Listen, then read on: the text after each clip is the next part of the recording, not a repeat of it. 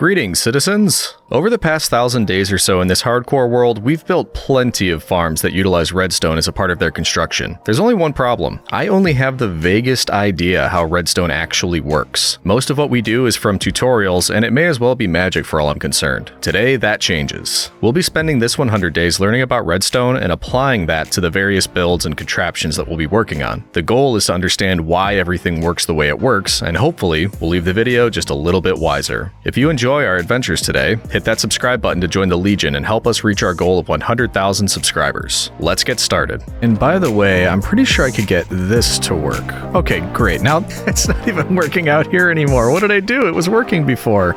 Should turn that off. Ooh, it worked. We did it. No. He's probably gonna get me. That guy's gonna get me. Oh no, I hear his footsteps. No. Ha. Can't stop me from sleeping, buddy. You'd think they'd know not to follow me, but the lure of a single wheat seed is just too strong. They must have it. Oh, you absolute fools.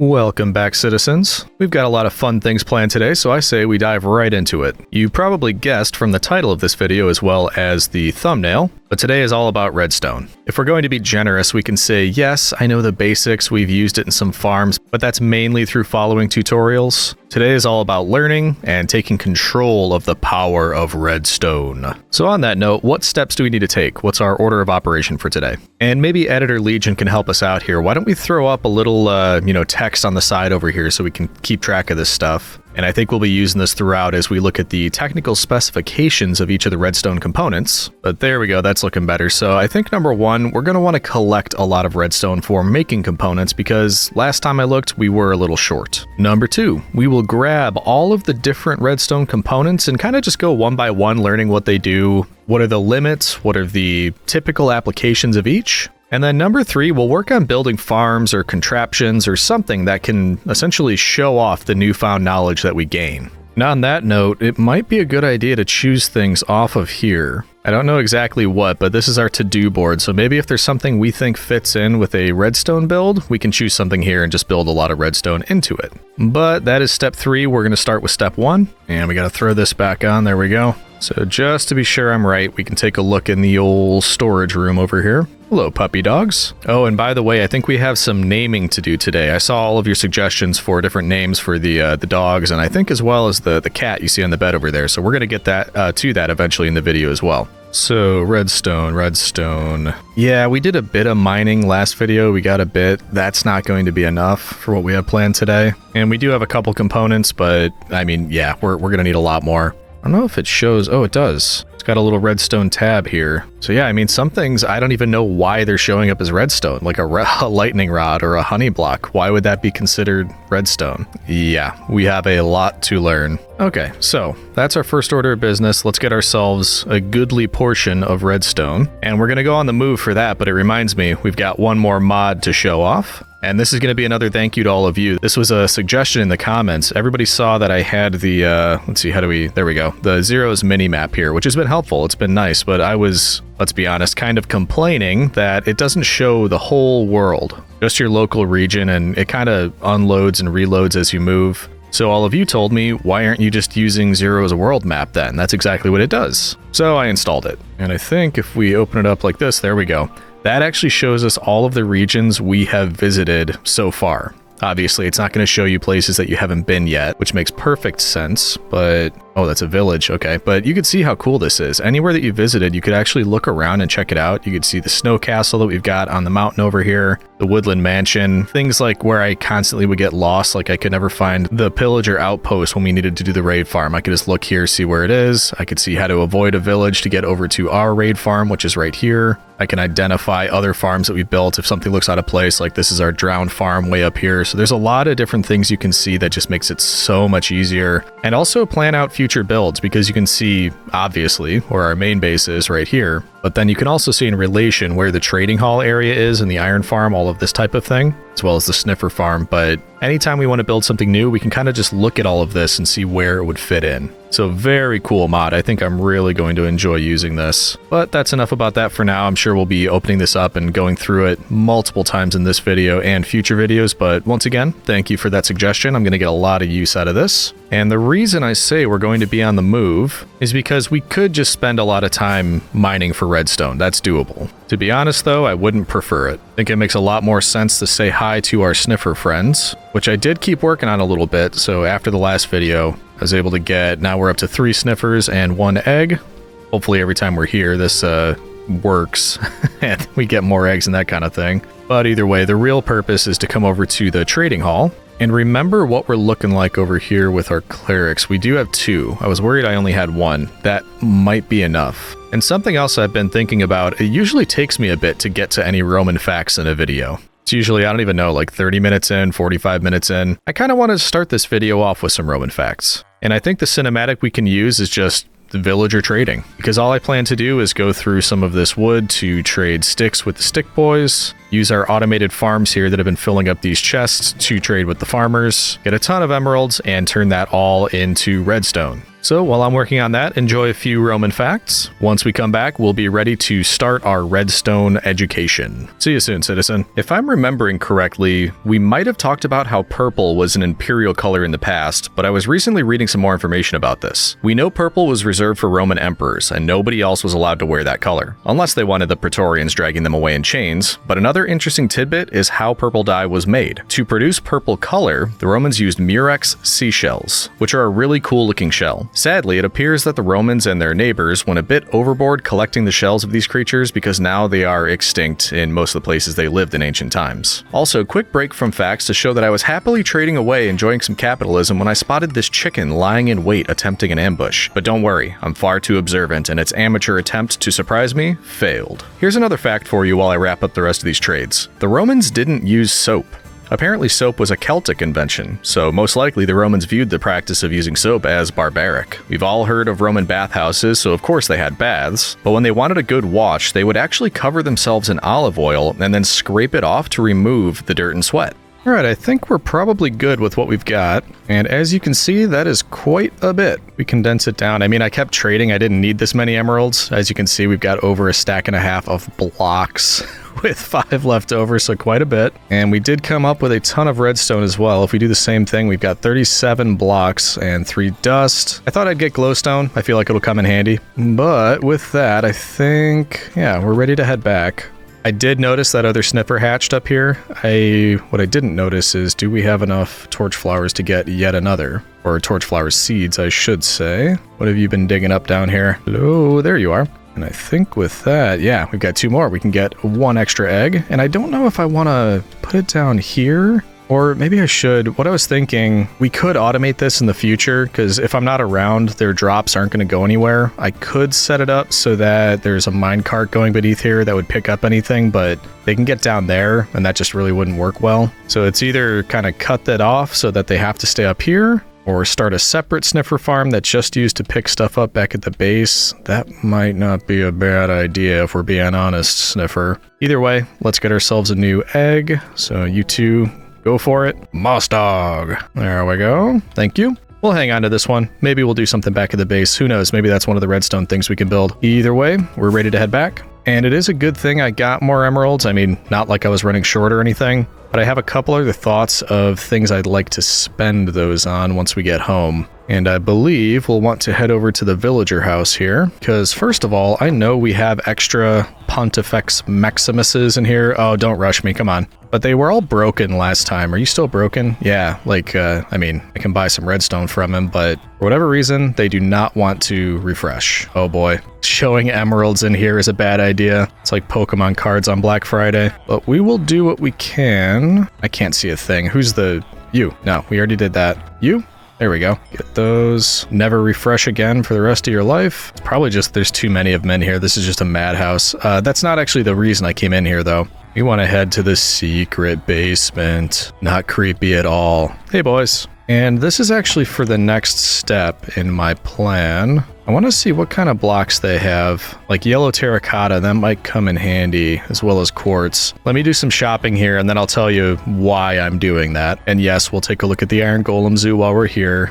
Hey friends, incredible how long they can hold their breath. It's nuts. Yeah, I think we do want some of the yellow terracotta. And who was the other one that had some? You? Yeah. Kinda don't want any of the other stuff. It's not calling out to me right now, if that makes sense. So maybe we'll let him refresh, get one more round of the yellow terracotta, and then the rest I could probably get out of storage. I don't go deaf from all the Ooh, I need to step away from that while they refresh. It's too much. I have to hide in a corner. There we go. I'll take a bit more. Okay, that should probably do it. Let's get out of here before I lose my mind. Hello, boys. Whew, okay, I'm glad to be out of there. Where are all you coming from? Why are we getting more? If you're gonna do anything, go down into the zoo. We don't need you up here. Iron golems have feelings too, you know. Yeah, right. Okay, so hefty little addition to our emerald chest. That is looking a lot better to me now. And thinking about it, things like quartz for what I have in mind might be a bit too bright. So we might just want to go with stone. And why don't I tell you what I have planned here? If we're going to be spending a lot of time working with redstone components and just testing things and trying to figure out how things work, I want a test area. Not quite like a mad scientist lab.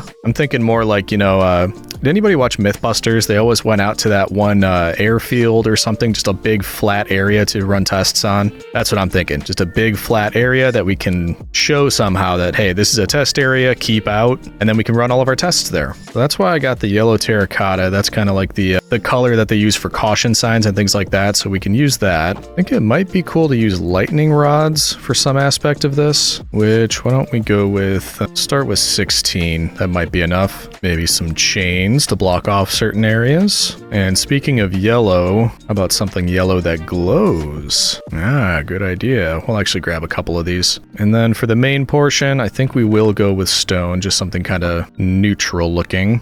But let's see.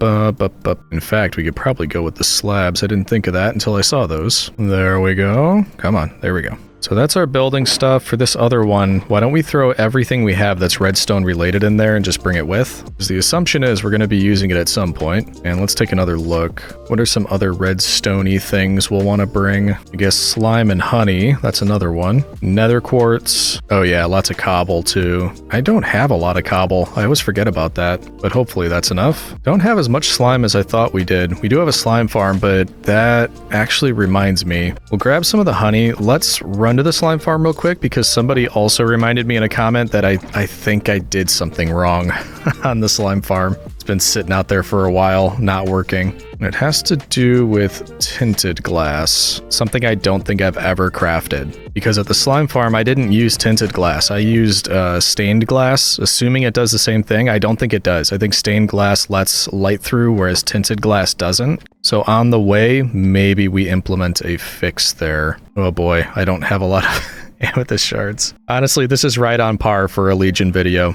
Start doing something, get sidetracked 100 times before we get to it. But hopefully you enjoy that. I actually like getting distracted and taking care of little things. So on the way, we're going to fix the slime farm, but in order to do that, we need glass, but we also need amethyst shards, something that I have nowhere near enough of, so we need to remember what I did with my geode. And I think I know. But let's take all this with. I'm sure we're going to be back. We'll have forgotten something, as we usually do. Let's go find a geode. And I'm pretty sure way back when the center of this was just a stairway going down to the mine, it was somewhere on that stairway. Now we have these water elevators. So I think what we need to do is head down. And then once we get down to the bottom, we find our old stairway, which I think is over here. And we head back up to find that geode. I mean, I'm sure they're everywhere. I'm positive I run into them all over the place. It's just this is the one I remember that I know it's there. In fact, I think I see it on the mini-map. We're heading straight for it. Or we were. Did I pass it up? Or no, there's another one? I don't know.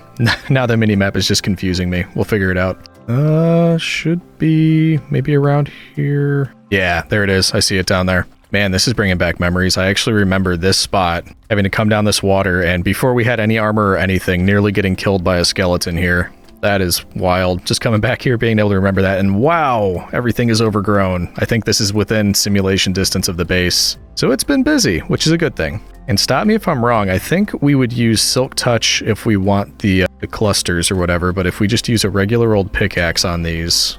Yeah. Oh, wow. I'm guessing they work with fortune because we just got 8 from that. So this is actually going to be probably more than enough. Ding, dong, ding. Look at all this good stuff. Trying not to hit the block itself. Hex Bex, Margaret. I think we're going to have enough. You have to just ever so slightly touch the mouse to get this. Otherwise, you're going to break something. These are beyond insta-break. No, like that. I didn't mean to do that. Oh, it's because I've got haste on still from the beacon down in the mine. That's not doing me any favors right now. I mean, how much do I actually need? Let's take a look at this real quick. We take out some glass. I think it was just surrounding it with these. Is that right? That creates 2. So that'll give us 2 stacks. 2 stacks for 4 stacks of amethyst shards. Is that right? Yeah. I don't know how much I need, but let's just get a little bit more, just in case. And be careful while we're doing it. Okay, hopefully this will be enough. We'll call it 3 stacks and just hope for the best. If not, we know where we have more, or will shortly. And now we can get out of here, which is kind of silly because that's our B dome right there, but I don't want to bust through the floor, so we're just going to go back all the way down and then take the elevator back up. It is what it is. To the mine! And up we go. Alright, we got what we need. Let's head over to the slime farm, potentially fix that. I know I was having trouble with it. Hopefully this fixes it. Then we can grab some slime and find a spot to build our test area. Here we go. Now, who remembers which one was actually the slime farm? Because we did have a portal leading there, as far as I remember. No idea which one it was. I think it's this middle one. So it was near the desert, which is that one over there. So I think it must be this. Hey, look at the big brain on Legion. And we haven't used this farm a whole lot, but it does work. It's just, I think this was the issue. All of that red stained glass was supposed to be tinted glass, and that's a problem. Another problem is when we break all of the, just try to put this here. There we go. If we were to break that, it might be a problem because currently that's filled with brown mushrooms. And if we let light in, that's going to be bad for the mushrooms. So I guess we could try this at night because then maybe no light would get in. I mean, got the torches, but that probably shouldn't get in. Yeah, let's just be double safe. Let's get some temporary blocks and then we can build our way up here. And I don't know if this is going to help at all or not. I'm thinking we just go all the way around the edge with the dirt just to block any light from coming in once we break all of this stained glass. Also not sure if we'll be able to replace all of it. This does look like a lot, and I've only got, what was it, 3 stacks of the tinted glass? We shall find out. Come to think of it, we'll probably want a little pathway down here as well so we could actually replace all of this. But yeah, oh yeah, I forgot. We had our iron golem buddy in there. Didn't even remember how I built this, but if we break this now, I think it'll destroy a lot of the mushrooms that are in there because they need much lower light level. So we'll still do it at night just to be safe. And we're out of dirt. Hopefully this is enough. Oh, and it's raining. Beautiful. Will that help? That might actually help. Less light? I don't know. Don't ask me, citizen. What do I know? There we go. We are ready. Well, nearly. Where did I put the stuff? There it is. So yeah, my best guess is that this stained glass is blocking enough light so that it doesn't destroy the mushrooms, but it's not blocking enough light to allow slimes to spawn during the day, because I think that's the problem we were running into, and they should be able to. I don't think it has to be night. Maybe I'm wrong about that, but either way, this should hopefully help. I'm having to watch the clock because now that it's raining, I can't actually tell when the sun is down, so we're going to have to use that as an indication and hope that we're right. It's kind of spooky scary being in a swamp at night while it's raining. Fortunately, we're the greatest warrior that Rome has ever known, so there's nothing to worry about. Except maybe witches. No, witches got nothing on us. It appears to be nighttime because we are getting some spawns out here, which leads me to believe that I can break one of these and it's not going to destroy all these mushrooms, right? Oh, good. Whew. I was not certain about that. But yeah, I mean, that's the difference between these two. Hopefully it actually makes a real difference with this farm. So let's go through and... Is it breaking? Oh no, we're getting them back. Okay. I'm actually hearing slime right now, but they're not in there. So there's something around here. Spawning slime not in my slime farm, which is quite helpful. And it's getting quite busy down there, so maybe we should hurry. There's the culprit. Honestly, if you look in there, I think that was the right move, because look over there where there's still stained glass, you can see the mushrooms a lot better. Over here, completely dark. So I think that was an issue. Interesting. Well, we learned something new. Stained glass does not equal tinted glass. And yes, by we, I do mean I. I'm pretty sure I'm the only person that didn't know that. Also, we're gonna... Yeah, we have way more than enough. We only needed a stack and a half. Nice. Okay, so let's get rid of the temporary blocks. And we'll probably make it day so we can do a test. Obviously, slime can spawn right now. But we want to see if they can spawn in there, which, wow. Yeah, it looks a lot darker now. Jeez, skeleton sheep party going on over here. It is quite busy. And did I say you could spawn there? Don't think I did. Hey, guys shooting at me down there. Ow, leave me alone. No. Woo. Okay, yep, it's a little crowded. Excuse me, buddy. Yep, move it. No, not the song. Don't want you guys destroying the entire area, though. It's preferable if you'd leave. Ooh, okay, that was fun. Let's head up to the AFK platform and make it day. Oh boy, there we go. Okay. Whew. Fun stuff, but I am ready for fewer mobs. And there is a just full rainbow. What would you even call that if you could see the entire circle? Because we certainly can. Either way, I don't think I want any of this junk. We can clean up here a little bit, and I guess we just give it a minute now, because presumably now it is dark enough in that spawn, in that farm, for slimes to begin spawning. Ow. And I did check, the chest beneath this thing was completely empty, so if we go down there and check in a minute or two, then that means it is working. And in fact, I really don't feel like waiting a whole long time if it's not working, so let's take a very quick look. It's going to be very difficult to see in there, but I did hear slime. Is that out here, or is it in there? I know, do you hear that slime too? Knew I heard something. I hear him slip-slapping around up there. Hey, look at that, it is working. Unsurprisingly, you've saved me from myself again, citizen, by this, tinted glass trick. So let's give it some time to work. We'll sit up here for a couple 2-tree, and then we'll have plenty of slime to use if we need it for our testing. It's been about a day. Let's go down there and have a look. Blonk. Still sounds noisy up there. That's good. Hey, look at that. Yeah, that's going to be more than enough, I reckon. Just give me one more stack. There we go. Nice. All right, we're ready. We got what I presume I'm going to need, which means it's time to head back, and I think I have an idea of where I want to put this. Man, I love this thing. It always looks like it's on fire every time I come past here. Such a cool build. One that I can't take credit for, obviously, but I still like it. I think I changed my mind. We're going to keep some of the stone, but some of it we're going to throw into the schmeltery, because I think I'd rather have a decent amount of smooth stone. And speaking of redstone stuff, this is a good example of that. The problem is I just don't understand how half of it works. And that's what we're going to be fixing today. But fortunately, this is still working. So what did I do? I did 1, 2, 3, 4, 5-ish stacks. So once 5 stacks come out, then we'll be ready. In fact, I could probably do this in the meantime. Just talking about how we were running low on cobblestone. Also, in one of our videos recently, we fixed this. I don't actually like how there's chests on all of these. It doesn't make a lot of sense to me. Because what we could do instead, of course I'm out of hoppers, is just replace those with hoppers. So instead of chests, we just go 1, 2, 3, and there we go. Just consolidate it. I don't have to go through 4 chests. It all just gonna end up in 1. Much better. Anyway, sorry to distract you. I'm gonna do this. We're gonna have our smooth stone soon, then we can get to work. Okay, I know I said I was gonna let you know when this is done, but hear me out. I don't feel like moving the stone generator, but the really kind of annoying thing is it's just out of range of our beacon, which means we can't use haste when we're doing this. I think it's worth just throwing up an extra beacon. I've got so much stuff. I've even just got a beacon sitting here. So yeah, let's get 1 extra beacon. I mean, what can I say? I'm rich. I gotta use the stuff, right? Such a flex. I've got lots of stuff in Minecraft. And if that's happening over here somewhere, we could probably put it right behind the SPQR sign. Get a nice light shining up out of there. Hey, buddy, you are on Roman territory. Wow, there's a few of you, aren't there?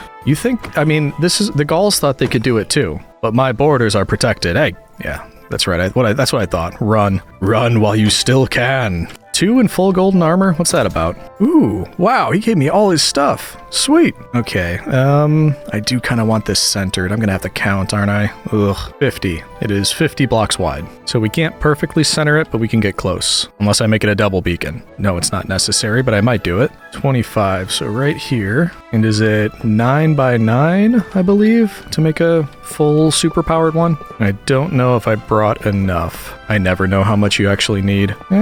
We should be okay. There we go. Now hopefully this actually reaches. I did not plan out trying to figure out where exactly it needs to go. But if it's for the stone generator, we want haste and haste 2. Do that. Now we've got it. Let's just make sure it looks nice and pretty. Oh yeah, there we go. Draws the eye to the glory of Rome. And now if we go back to the stone generator and actually drop off this stuff, because I have a feeling we're going to need it later. There we go. Now, when we're over here, should still have that. And look at that, insta-break. Wow, that is nuts. I could probably even increase the capacity on this. I could make 2 rows. Wow, that is crazy. Yeah, I could go like bloop, bloop, bloop, bloop, and just take it out instantly. Why haven't I been doing that this whole time? Do you remember all those times we had to sit here for like 20 minutes at a time just to get stone? Now it's just insta-break. Oh, I've wasted so much time, citizen. At least this is done now. Yeah, I don't think I'll ever learn. But that's probably half the fun for you, isn't it? Okay. Either way, I mean, that's an improvement. As long as we're always improving, we're good. Awesome. Okay. Happy with that.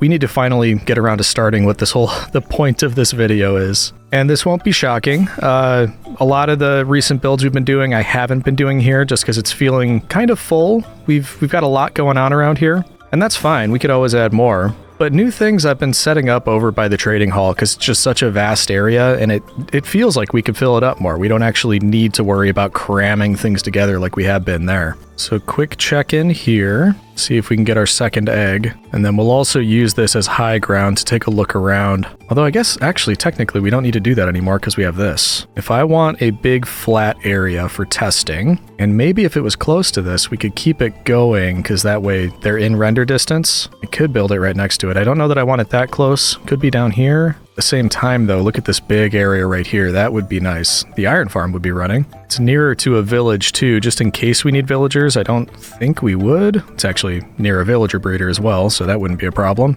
I guess I'm not too concerned with the sniffers. This just seems like such a big, nice, wide open area. I think we're gonna do it there. And I'm not seeing anything over here anyway, so maybe we'll just intermittently come by and check it out, see if they've dug anything up. Ooh, maybe I spoke too soon. I think I see something over here. It's gonna be what oh no, it is what I wanted. Okay, great. So one more of those, then we'll be good. Anywho, believe that area is over here. Yeah, right next to the pumpkins. Okay, let's actually stop and have a gander. And yes, gander is Latin for iron golem slaughter. Don't blame me, you break my farm. I'd love to have you stay, it's just, we need that iron farm to keep running. Okay. So we're gonna have to do a goodly amount of clear out over here and flattening the area, which isn't a problem. I actually enjoy terraforming. This doesn't look too bad. Should be fairly easy to do that. It's just a matter of how much space do we need. I don't think we need a ton of space, but we'll at least clear some of this stuff out because we don't need pumpkins for this. We don't need extra trees. We certainly don't need criminals. Oh, come on. That was supposed to be get back here. You are...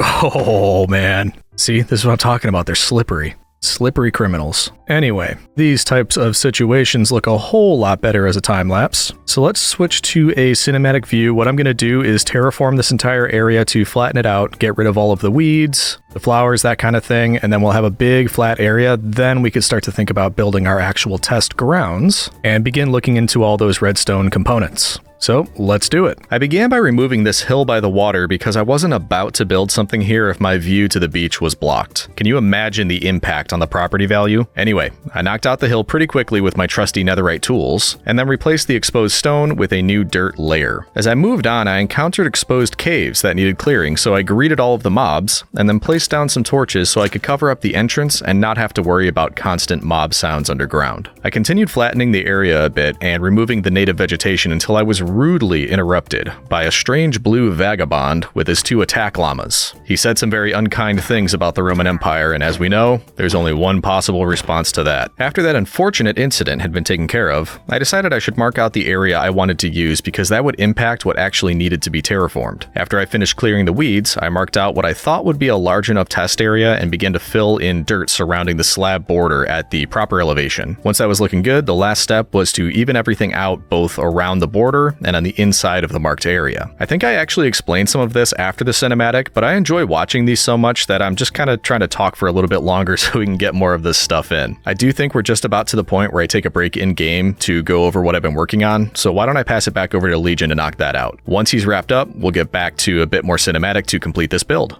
Alright, one Wrath of Scooby-Doo later, and things are looking a little different around here. There's more work to do, but I wanted to take a quick pause so we can make sure we're describing the thought process before we get on to next steps. And what we've done so far is just marked out the area that I'm going to be using with these slabs and then terraformed everything so it's mainly flat. But as I was working on it, I had an idea because I was going to make this one flat area. But in case we decide there's parts of the redstone that actually need 2 levels, I thought, why don't we make the top flat, but we will leave the area underneath it open. That way, if we need to, we can get underneath there. We can set down more of the contraptions or whatever we end up doing. So I think it will be 2 levels, and I'm still deciding what I want to do. I'm thinking maybe half will be high, half will be low, stairway going down, but then the other half will also have a basement. I'm not exactly sure how to put it into words, but as I mentioned, we're not done yet. We're still going to be doing some work, and I am going to go back to cinematic for that just so that we can complete the rest of that portion, and then we can get started and see basically what else we might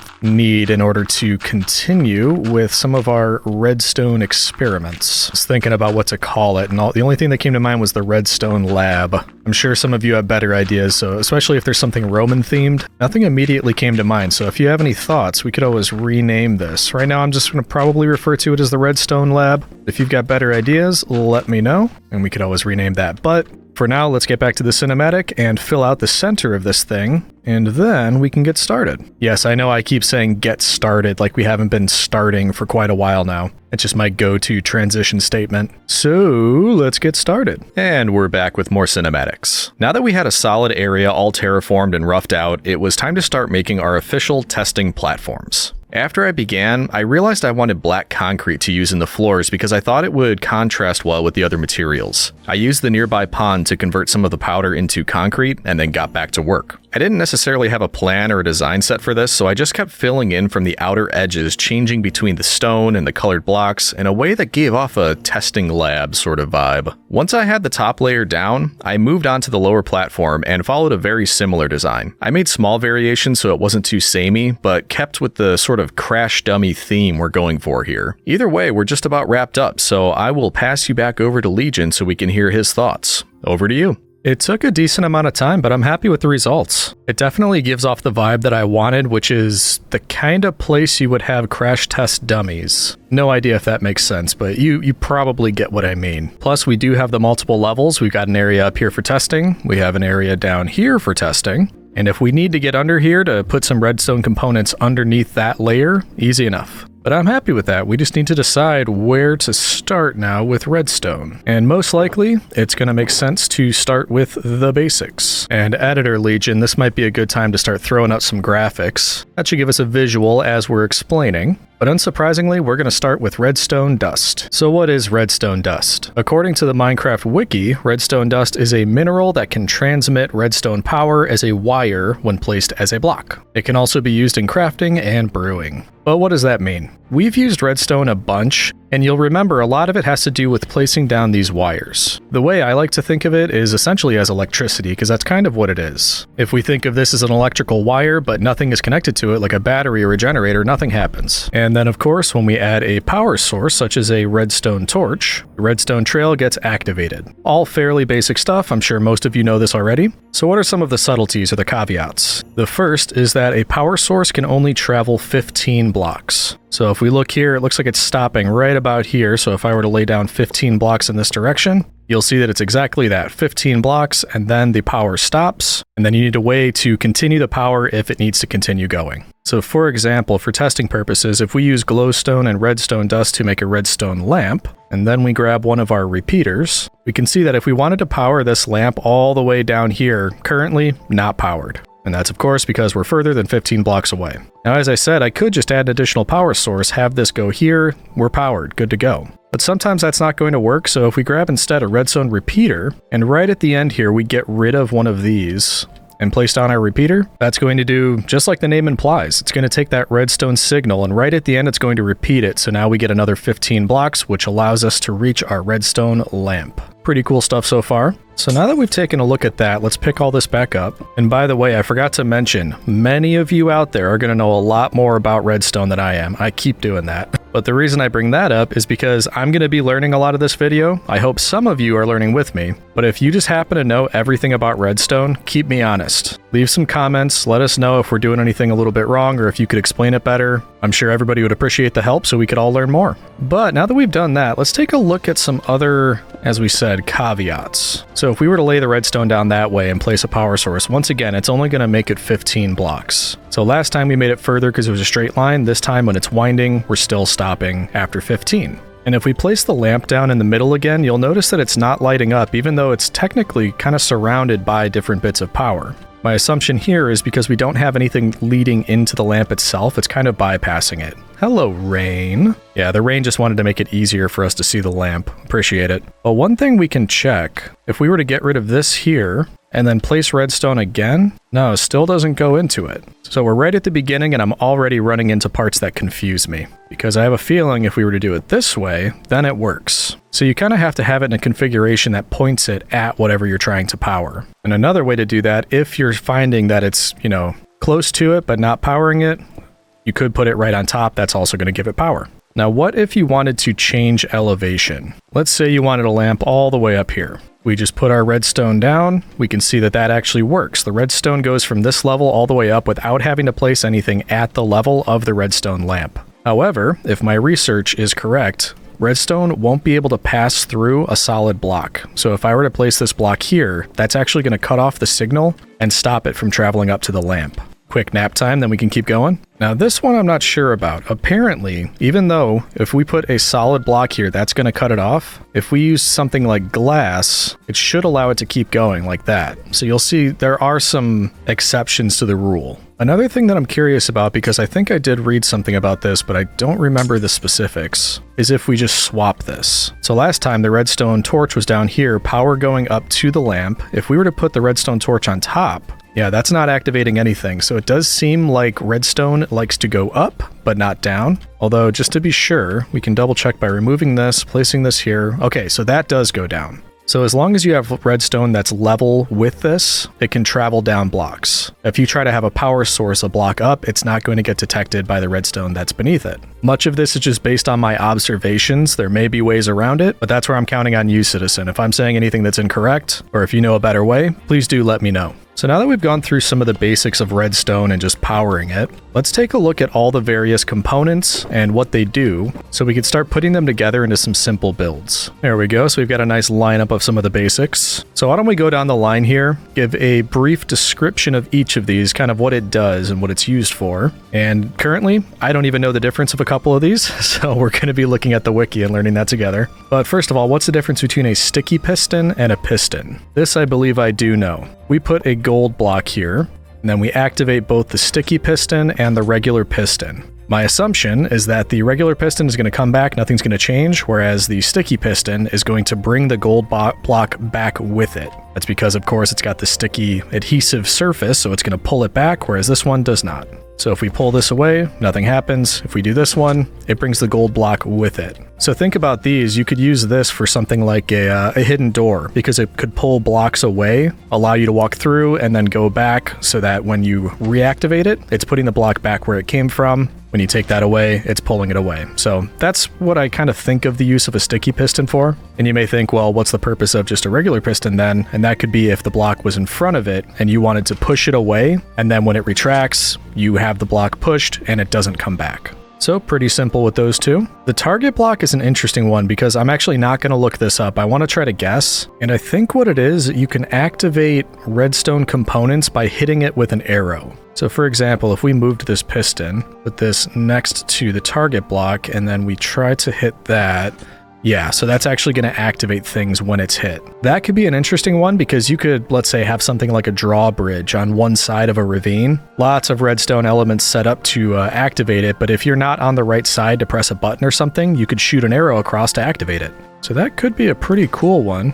but that works as intended. And now we're going to have those arrows there forever, so that's great. Next up, the dispenser and the dropper. We could look at these together. And based on my research, one of the big differences between these two is that the dispenser can actually activate an item that is inside it, whereas the dropper can't activate it. It can just, as the name implies, drop the item. So as an example, if we put an arrow into both of these, I think we're going to get a different result when we activate each one. So for example, if an arrow is in the dispenser, because it can use the item, I have a feeling this is going to shoot the arrow out. So if we put this here, we should see the arrow get shot out, which it does. The item has been used. Now, if we do the same thing at the dropper, we should see that it's just kind of shot out as an item. It's not actually activated, and it's not used. So we could pick it back up, whereas this one we can't. Or we can, but you get what I mean. Now, something else that's different that I don't know how to do, but we're going to test this. I believe you can actually use a dropper to place items in a chest, whereas a dispenser you cannot. So let's just try this again. We'll put a gold block into each one of these.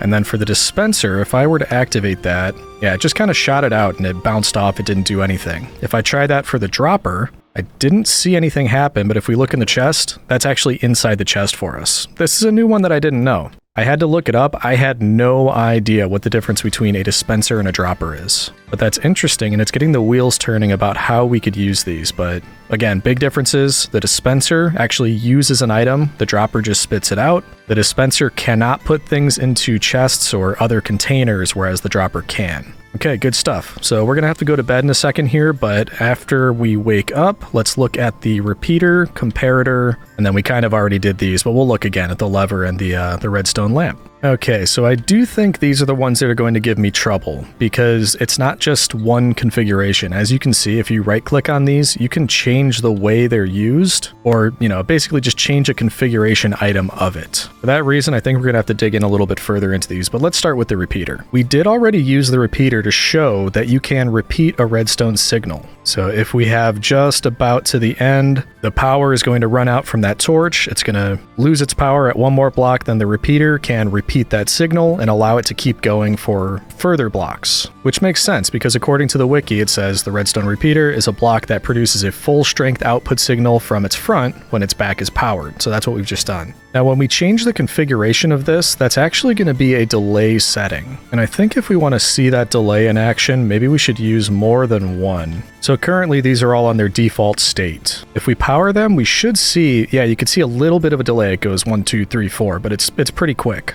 So if we change each one of these by 1, which I believe is adding a bit of extra delay, I think that's what we've just done, but let's double check that. So if we activate them now, you can see it goes a bit slower, 1, 2, 3, 4, then it moves on. We go a bit further, it should take longer. I just want to double check that. So now if we activate them, yeah, it's definitely going slower now. So every time we click that back, it adds a little bit of time before it sends the signal forward. And then of course, if we do that one more time, this should be the slowest one. So you'll see, yeah, you can actually see them each going now. So it just basically adds a little bit of a delay before it sends the signal forward. Now, potentially, one thing you could do with this, I'm imagining you can use this to make an infinite signal. And I'm sure that would come in handy in some places, but for example, if I put a repeater in here, and let's just delay it so we can see what's happening, and then we put another in here, again, we'll delay that. I'm wondering if we can get rid of this and it stays powered. It does. Now, out of curiosity, if I take away power, and then put it back, yeah, so we have to be kind of quick with that. No, I'm not sure what I'm trying to show right now. I'm just kind of playing around with the options. But let's really quickly remove that. Okay, there we go.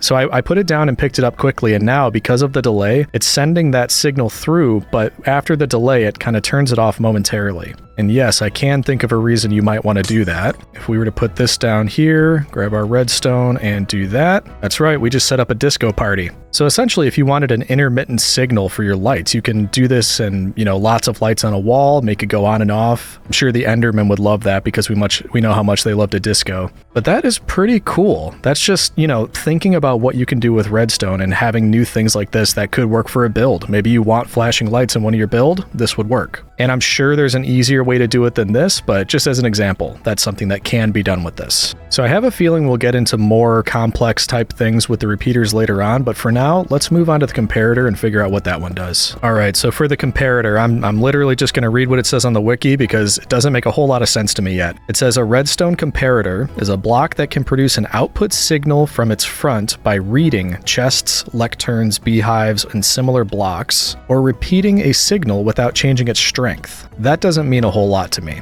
However, it does also have two states. So you can see we could turn on that light or we could turn it off. And apparently when that's unpowered, it's in comparison mode, and when it's powered, it's in subtraction mode. So what does this mean? Well, the easier one is comparison mode, because I know we've used that a couple times before, like for a chest or a hopper. So for example, if the comparator is looking at a chest, it'll essentially look at what is inside the chest and then output a signal strength between 0 and 15 based on how full this is. So it's a bit complex, but essentially it's just going to send out a different signal depending on what is inside this chest. And actually, if we move these things, I think there's a way we can see this visually. We're going to want a few more redstone torches though, or redstone lamp. I think I keep saying torches, you know what I mean. So if we put down our chest, our comparator behind it, and then we place our redstone trail behind that. Actually, we might want to do it this way. If we put down these first, that way we can put our lamps next to that. And obviously, currently, these are all turned off. There's no redstone power going to them. We place our redstone next to it. I think it will affect those lamps, hopefully anyway. But we are not getting any power because this is in comparison mode, and currently it's getting a 0 because there's nothing inside the chest. If we start to put items in, my hope is it'll start to activate these, maybe not one at a time, but it'll slowly move forward. So, for example, if we put in our stack of gold, that is 1 slot filled. So that's giving us a power of 1, which is lighting up our redstone here. If we put in the emeralds, we're still getting 1, and I'm wondering if that's because there's actually more than 15 slots in here, so this is still outputting a power of 1. Let's try the chests. Still nothing with the chests, so if we just keep adding things to this chest... Yeah, there we go. It's going to start moving forward. And then out of curiosity, if we were to fill the entire thing, each one of the slots, interesting. So that's not all the way. It might actually count the items rather than the slots that are full. Let's go to bed and then we can take a look at that. Let's get a bunch of things that we have full stacks of. Yeah, I'm pretty sure that's it because I just took all that iron and took it out of the slots but put it right back in and we stayed at 3 lit up. So it actually is the amount of items in here, not the amount of slots filled. So that being said, if I start putting some full stacks in here, this should go up pretty quick. Yeah, so it's starting to move forward. Keep going, adding a few more things. Now we're up to 8, and it's about halfway full, so that makes sense because we should be getting up to about 15 if this was fully loaded. Okay, so that, I don't know about you, but the visual here is actually helping me understand this a little bit more. When I initially was using comparators, I thought it was like a Boolean, or in simple terms, a yes or no answer. True or false answer, I should say. So the comparator looks at something, it says, is there something in it? Yes, then it sends a signal. No, it doesn't. But that's not the case. There's actually a 0 through 15 that it can send out. Okay, so that's good to know. That's the comparison. What does subtraction mode mean? Because it didn't seem to do anything different. Oh, interesting. I just looked it up a little bit more. So this one, you would actually need 3 chests like this. And oh boy, I'm going to try to explain this, but I don't know if I'm going to be successful. So if we take some things out of this one, and we're getting 4 blocks powered. And that's because this one has a certain amount of items in the chest that's technically at the front, or the rear, I guess you would say, because the front is going that way. The equation this is going to follow is taking the rear chest, which is this one, and then it's going to look at both of these chests at the side and subtract whichever one is higher. I'm not 100% sure why it needs to do that either,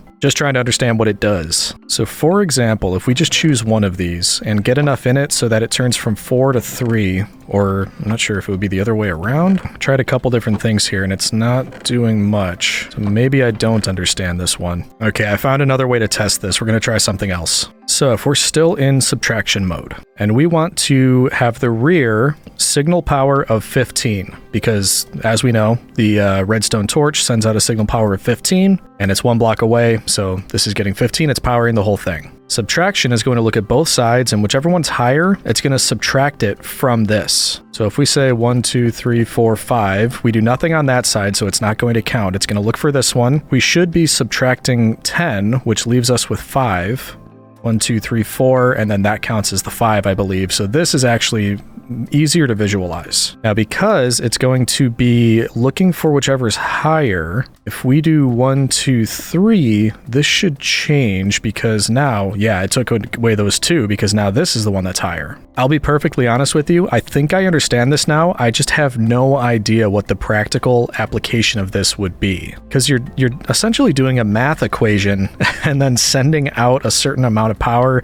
I mean, it's almost like you could build a computer within a Minecraft world, which I think has been done before. I do not have the capacity to do that, but this at least makes sense. I'm understanding more about what a comparator does. But now, out of curiosity, I just turned that back off. Now, if it's in compare mode, just to remind myself, it's not caring so much about the sides. Is that what we're saying here? So if oh no, it is caring about the sides, because that works like that. But as soon as I do this, it turns off. And it looks like if the 2 sides are submitting equal power, then it lights up. So it sends on the signal if they are equal. If one of the sides is greater, it also sends on the power. If one of the sides is less, it stops the power. However, if one of the sides is nothing, it sends on the power. So there's a lot of different configurations you can do here, obviously, and it's a lot to take in. So I think we're going to move on. I definitely learned a thing or two about comparators, but I know there's going to be more complex things you can do with them,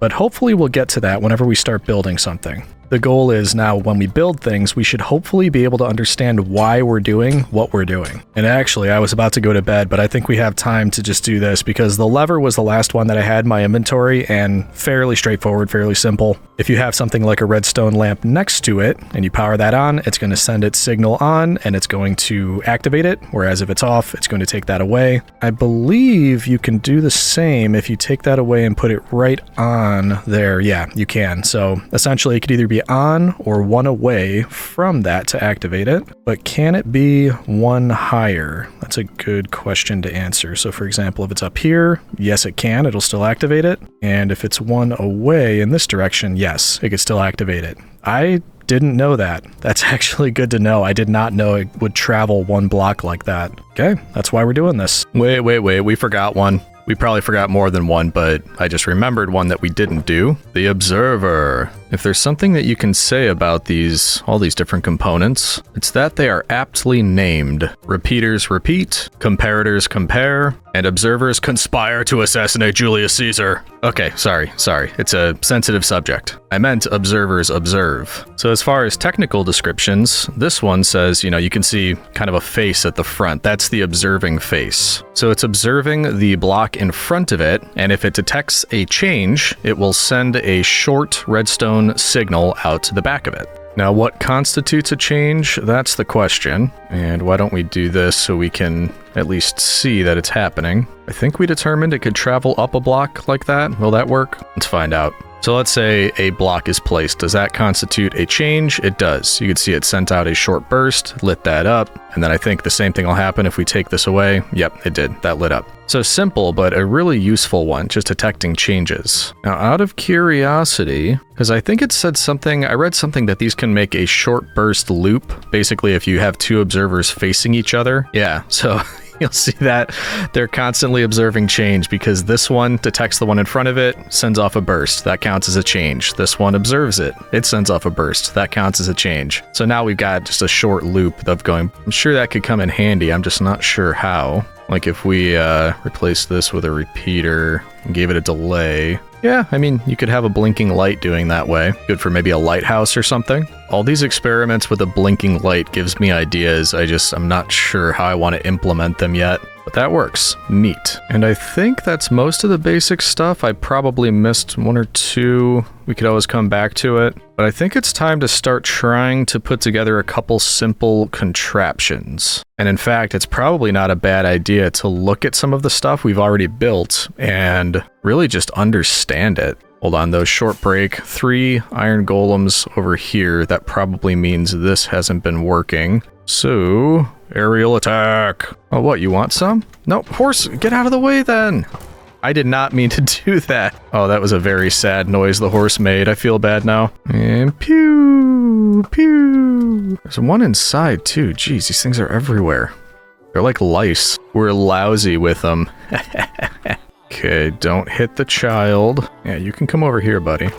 There we go. Okay, with that important business taken care of. Oh, cool. Haven't looked at that from a distance yet. That's like, you wouldn't know what it is to look at it. We know what it is, but I like it. That's all I have to say about that. Oh, wait, before we do that, I want to look at these things over here. Ow. Ow. Ow. Because we do have a little redstone contraption here. I want to see if I've learned enough to actually know what's going on here. Get out of here. Trying to be merciful. Get out of here. Okay. So we have a dispenser, a comparator, and a repeater. We learned that the dispenser will dispense, obviously. So what's going on here? The comparator is looking into the dispenser. When it's empty, no redstone signal. When it has something in it, it puts out a signal to the repeater. Repeater sends the signal on behind. That signal is picked up by the dispenser, which then dispenses things inside it. The reason that it continues to go until it's empty is because the comparator will continue to give out a signal until it's empty. So that loop just continues. Do I have that right? It seems fairly simple, but I still am not sure if I've got this. Check my work, citizen. I think that's right, and now that we know what these do, that does seem incredibly simple. This was basically magic to me before. Okay, when did it turn nighttime? I wasn't paying attention. And not a lot of this area over here is not lit up. Hopefully we can get into bed quickly. There we go. No harm, no foul. Okay, anyway though, how did you... I have lights under here. Yeah, how about the... Apparently not enough lights. I mean, I thought these would do the trick, but I guess they're not. Doesn't matter. What I was thinking, a way we can test a contraption. Right now, this is just open to the under level of this testing platform. What if we created a wall here that just looked nice and natural, and then without looking at any tutorials, we attempt to make an automatic door that opens for us and reveals this layer underneath. So let's grab some materials. Hopefully, this is a pretty easy one to start with, but we're gonna find out. And I used up pretty much all of my materials, building materials that is. So let's move some of this stuff, and then we will take you back to base and just grab a few more things to build with. Is it worth getting a nether portal set up over here to get back home quickly? Usually just fly back, and let's check in on these guys. I kind of don't think it's worth it. It's not that long of a flight. Anything? Just picked up something. 2 somethings, nice. And by the way, I didn't show it. I had 2 torch flower seeds. I tried to breed them. It didn't work. I don't know what happened, but they just took the seeds and gave me nothing in return. Very kind of them. Ooh, are you getting me something again? Oh, that was another one. Okay, so is it gonna work this time? Because, I mean, you look like you're ready to give me an egg, would you? Okay, this time it's working. I don't know what happened last time. There we go. Okay, now we've got 2 eggs. We can, at some point, set up a different sniffer area that's more of a torch flower seed and pitcher pod collection area, more than like a habitat. This is more of a habitat. So that is now an option to us. Speaking of the nether, remind me to heal up Scooby-Doo. It's not looking great. I used a lot of stone and I want to use more, but I don't want my chest to be empty. Remember when we talked about upgrading this? It wouldn't take long. Maybe we just upgrade this really quick. Yeah, let's do that. Can I do it without destroying everything? I think I can. Because really all we need to do is get behind here. And I remember, I mean, we're here to get stuff. Don't let me forget that we're here to get stuff, but... Does anybody know why this is happening? I like to search for things. When I search for it, it doesn't come up, even though if it's not there and I just look, I mean, obviously it's a thing here. Is it because I'm not capitalizing it? No. What if I take that off and do show all? Hopper. Yeah, it's still not coming up. I think maybe one of my mods is messing with it. Doesn't really matter, but it's just kind of super annoying. Need some more stairs, some more of those. That should be everything I need. Another sign. Let's see if I'm thinking about this the right way. Is this gonna break stuff if I do that? No, okay. So that will be our second row, which means that's just all hoppers. We want to lead it into these hoppers here. Whoa, I either forgot or didn't know that there was a cave right behind here. Either way, we want, let's see. Actually, I didn't mean to take those out. We should have left them. Ooh, this is going to be difficult because we need to get stairs here. Oh, okay, I can do that. There we go, like that. Oh, wait. I needed to have some blocks under there. There we go. And I think it's just water on each of those, which is probably going to spill out everywhere, but that shouldn't cause too big of a problem. So can I get it all the way at the back there? Yes, I can. And it didn't spill out. I hope I'm doing this right. And then last one here, that's going to spill out. Yeah. And then we want to cover you up, cover all of this up, get a new sign right here. There we go. Appropriate. I think that's it, because the lava is on top of this row, but it should spill over to that side. I might need to go up there and open it up, actually. Let's see what's behind door number 1. Wait, where's the lava? I thought... Okay, there it is. So actually, I need to remove these. Then it goes across. I don't know if that was right. Let's cover it back up and just hope for the best. So now... if I were to do that, and that, we need more lava. Okay. I did it right, though, for the most part. Yeah. Yeah, okay. You'd think I'd start trusting myself at some point, but no.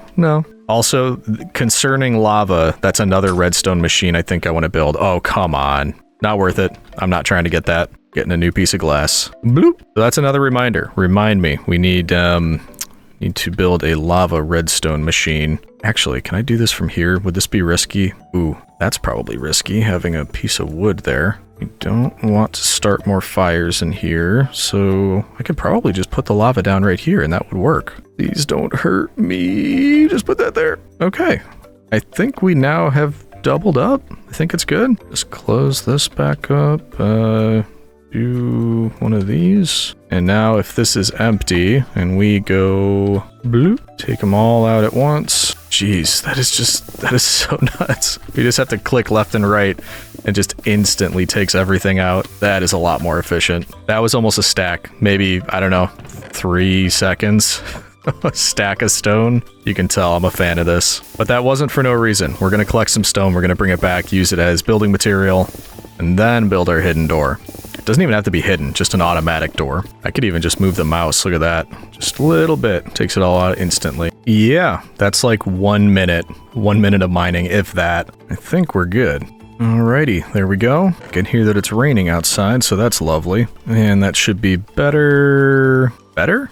There we go. Gotta do chores while we're here, of course. Yeah, I thought so. Give me those poppies. You didn't know, horses and llamas love poppies. Yes, I know I could compost them. I don't need to. Rather give them to my horses to show my love. There we go. Bring these over to the chest. Or chist. I made a mess of things. There we go. How many poppies are backed up in here? Jeez, get rid of this garbage. And then we drop these off and we will be good to go. I mean, actually, iron blocks might look nice as a part of the build. Why didn't you think of that, citizen? That was me having to come up with these things. I'm joking. You come up with plenty. Okay, enough dilly-dallying. Let's get going.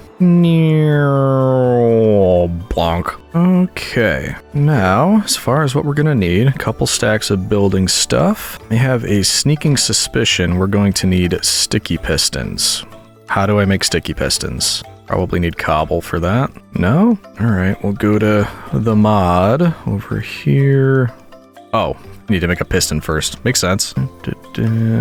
Let's get 4, if we can. We can. There we go. And then we shall need a button, or maybe 2, not sure. And I don't know what else. I need to start thinking through the process before we know.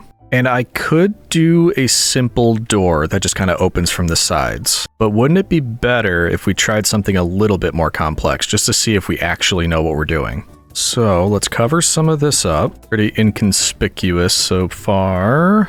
That's what we want. And let's see, 1, 2, 3, 4, 5. I usually don't have to think this hard. Because see, I have the idea in my head, but I'm not used to having to think through redstone. I'm so used to just following a tutorial, but this is good. This will be good for us. Because what I want to happen is for these iron blocks to move backwards and then to the side. Because if they just move backwards, that's not going to do anything. We're not going to be able to get in. Which means the sticky pistons, I think, would have to be... That's not going to work. Okay, before these are even in place, I want sticky pistons here and here. So that would pull them backwards. And then I'm hoping I can use a sticky piston to pull a sticky piston. I don't know if I can, but we're going to find that out. So that means these would have to be here and here. So you get what I mean? First, these two would pull the iron back to here. and then these two would pull them to the side so I could get through. So it probably warrants a test before we try to start wiring everything up. So if we put these back in, and we'll light it up a little bit for safety's sake. Let's see if we can go manual with this. Yeah, I was afraid of that. So we got to do that. There we go. Then same thing, manual with these two. So that would be what it's like when it's closed. Hopefully I can get rid of these two. It pulls the iron with it. That's what we wanted. Great. This is the part I have no idea about. Will getting rid of these two actually pull all of this to the side? Oh, so close. It didn't take these with them. Okay. I don't know what to do about that off the top of my head. Quick research break. I don't know that slime would make a difference, but I think it's maybe worth trying. Okay, it can't even push slime. That doesn't sound right. What if it was here? Can't pull slime. Interesting. I thought I had seen that done before. Okay, doesn't really matter. I had another idea. You guessed it. More sticky pistons. Because why not? So everything starts off... Wait, no. Maybe? Probably depends on the order here. So for example, these... That top one's not going to go. Interesting. Okay, so if we start with these two, that pulls the iron. Then I'd have to redo this one? Why isn't that going? There's something blocking it? I mean, it pulls the iron. That's doing what I want it to do. I just don't know why that top one isn't activating. Because then my thought was that could pull the pistons. The other one could pull the iron. I just don't know why that one isn't receiving a signal. Something to do with these? No. They both have a sticky piston there, so that shouldn't be an issue. See, I work myself up thinking that I'm learning, and then it all just proves me wrong. What is stopping that from pushing out? Because that one works. This one does not. Is it the slabs? No. I'm perplexed. Why won't that thing go out? Is it the iron block? No, it's just like broken. What if I place it again? Like that? No. Wow. I am so perplexed. Is it because there's an air block above it? Or, you know, like a half slab? Don't see why that would make a difference, but if I just put two next to it, that also doesn't go out. Something fishy's going on here. Okay, new plan. We're going to try building this out in the open, no other variables. And by the way, I'm pretty sure I could get this to work. Okay, great. Now it's not even working out here anymore. What did I do? It was working before. I broke something. I can't get a sticky piston to activate anymore when it's on top of a block. I don't think I did anything differently. Am I losing my mind? Okay, there we go. It worked before, didn't it? Why do I have to now put a block there and do this? I swear, before I could just put this on the back of the piston and it worked fine. What changed? Ooh, I am so confused. Is this supposed to be about learning redstone and I'm just confusing myself more? Okay, well, whatever. Say that's the case, so we have to do this then. Yeah, that works. Pull it back. What I was going to say is that I know we could do this. That'll work, where we just pull the iron blocks away. What I don't like about that is it means we're gonna have to walk in, go and just have sticky piston in our face and then turn off to the side. I don't want to do that. I'd rather have it where these get pulled back and then along with this, they get moved off to the side. So if the only way to do that is with two sets of pistons, whoops, I'm not opposed to that. We just need to make it work. So for example, if this was the initial state and we, oh, what? Now one does both? Is it because this is powering that block? Ooh, okay, we're gonna just say I'm learning. I'm not losing my mind, we're learning. Hold on, I gotta look it up. We need to understand where the whole point is, understanding why this is happening, because that was just one and I don't get it. Hold on, let me look it up. Okay, so it's a yes. I looked it up and this will power the block above it. So that's why this is happening. I must just not have done it in that configuration before. So fine, you know, we're fine with that. We've learned something new. A redstone torch will power the block above it, but not the block it is attached to. So this one isn't getting power, but it will send power out to adjacent blocks. So that's why both of these are powered. This is sending power this way because it's adjacent, and it's sending power to this block because it's adjacent, which is powering this block, this piston. Which means the same thing should happen for these, and this one we would initially want there. This one's a bit more difficult because there's nothing for it attached to yet, but I think it's worth testing if it starts in a position where it's out, and then in sequence we take this one away, that pulls the iron back, and then we would need to pull the pistons back, that leaves the iron, and then we pull these back. That'll pull the iron. That's what I want, except now this block is in the way. I didn't think about that. We're just making it worse. Oh, I kind of have an idea, maybe. Okay, so same order, has to go like that, then that, then that. Oh, it can go there.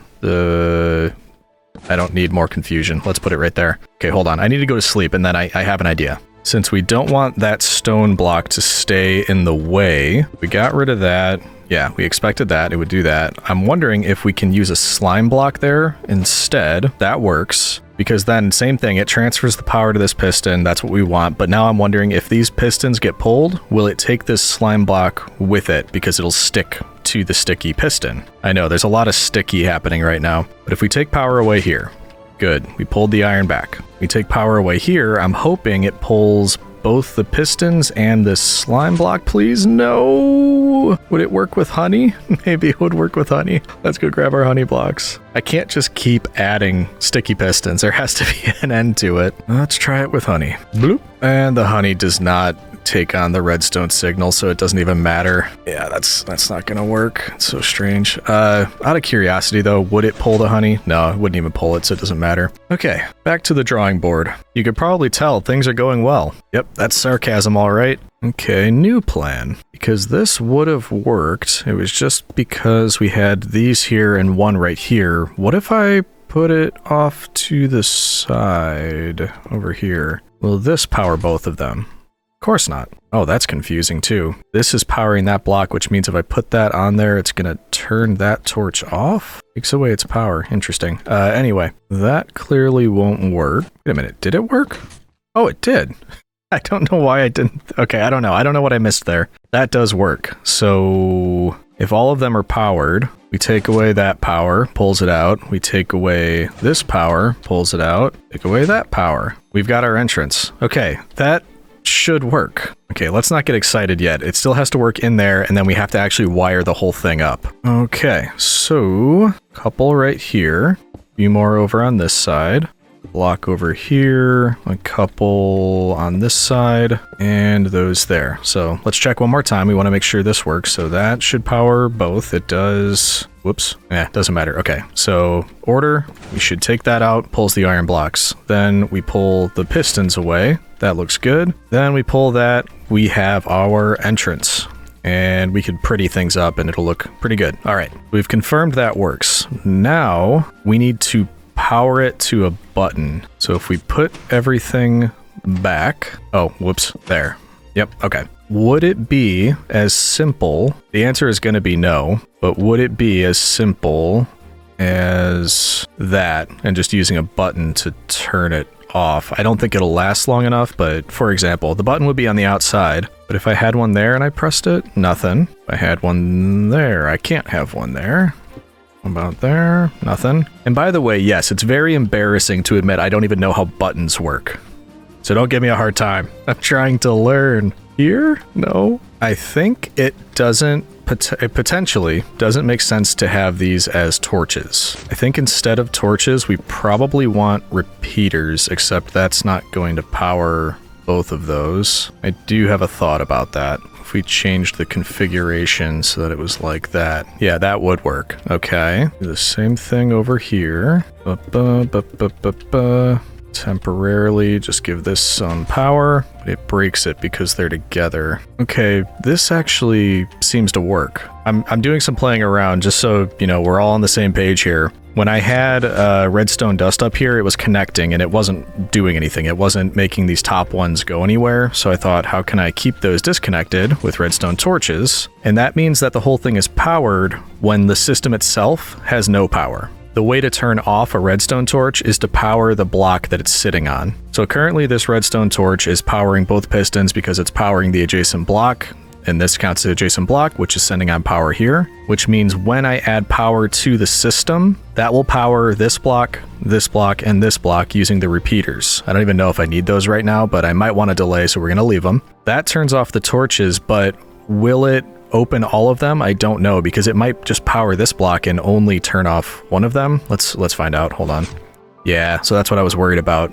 Back to the drawing board. It's actually very helpful knowing what these do, surprisingly, because it means I can troubleshoot and I at least half understand what's going on. So if we go back to the original configuration, the torch is down here, power these blocks up here, everything is activated. But I put the repeaters down here now because if we activate this redstone signal, it activates the repeaters which power the block beneath here, which affects the redstone torches essentially to turn them off, but shouldn't affect the pistons, if that makes any sense at all. So that's my thought. Let's see if it works. So we turn this on. It should turn all three of those torches off.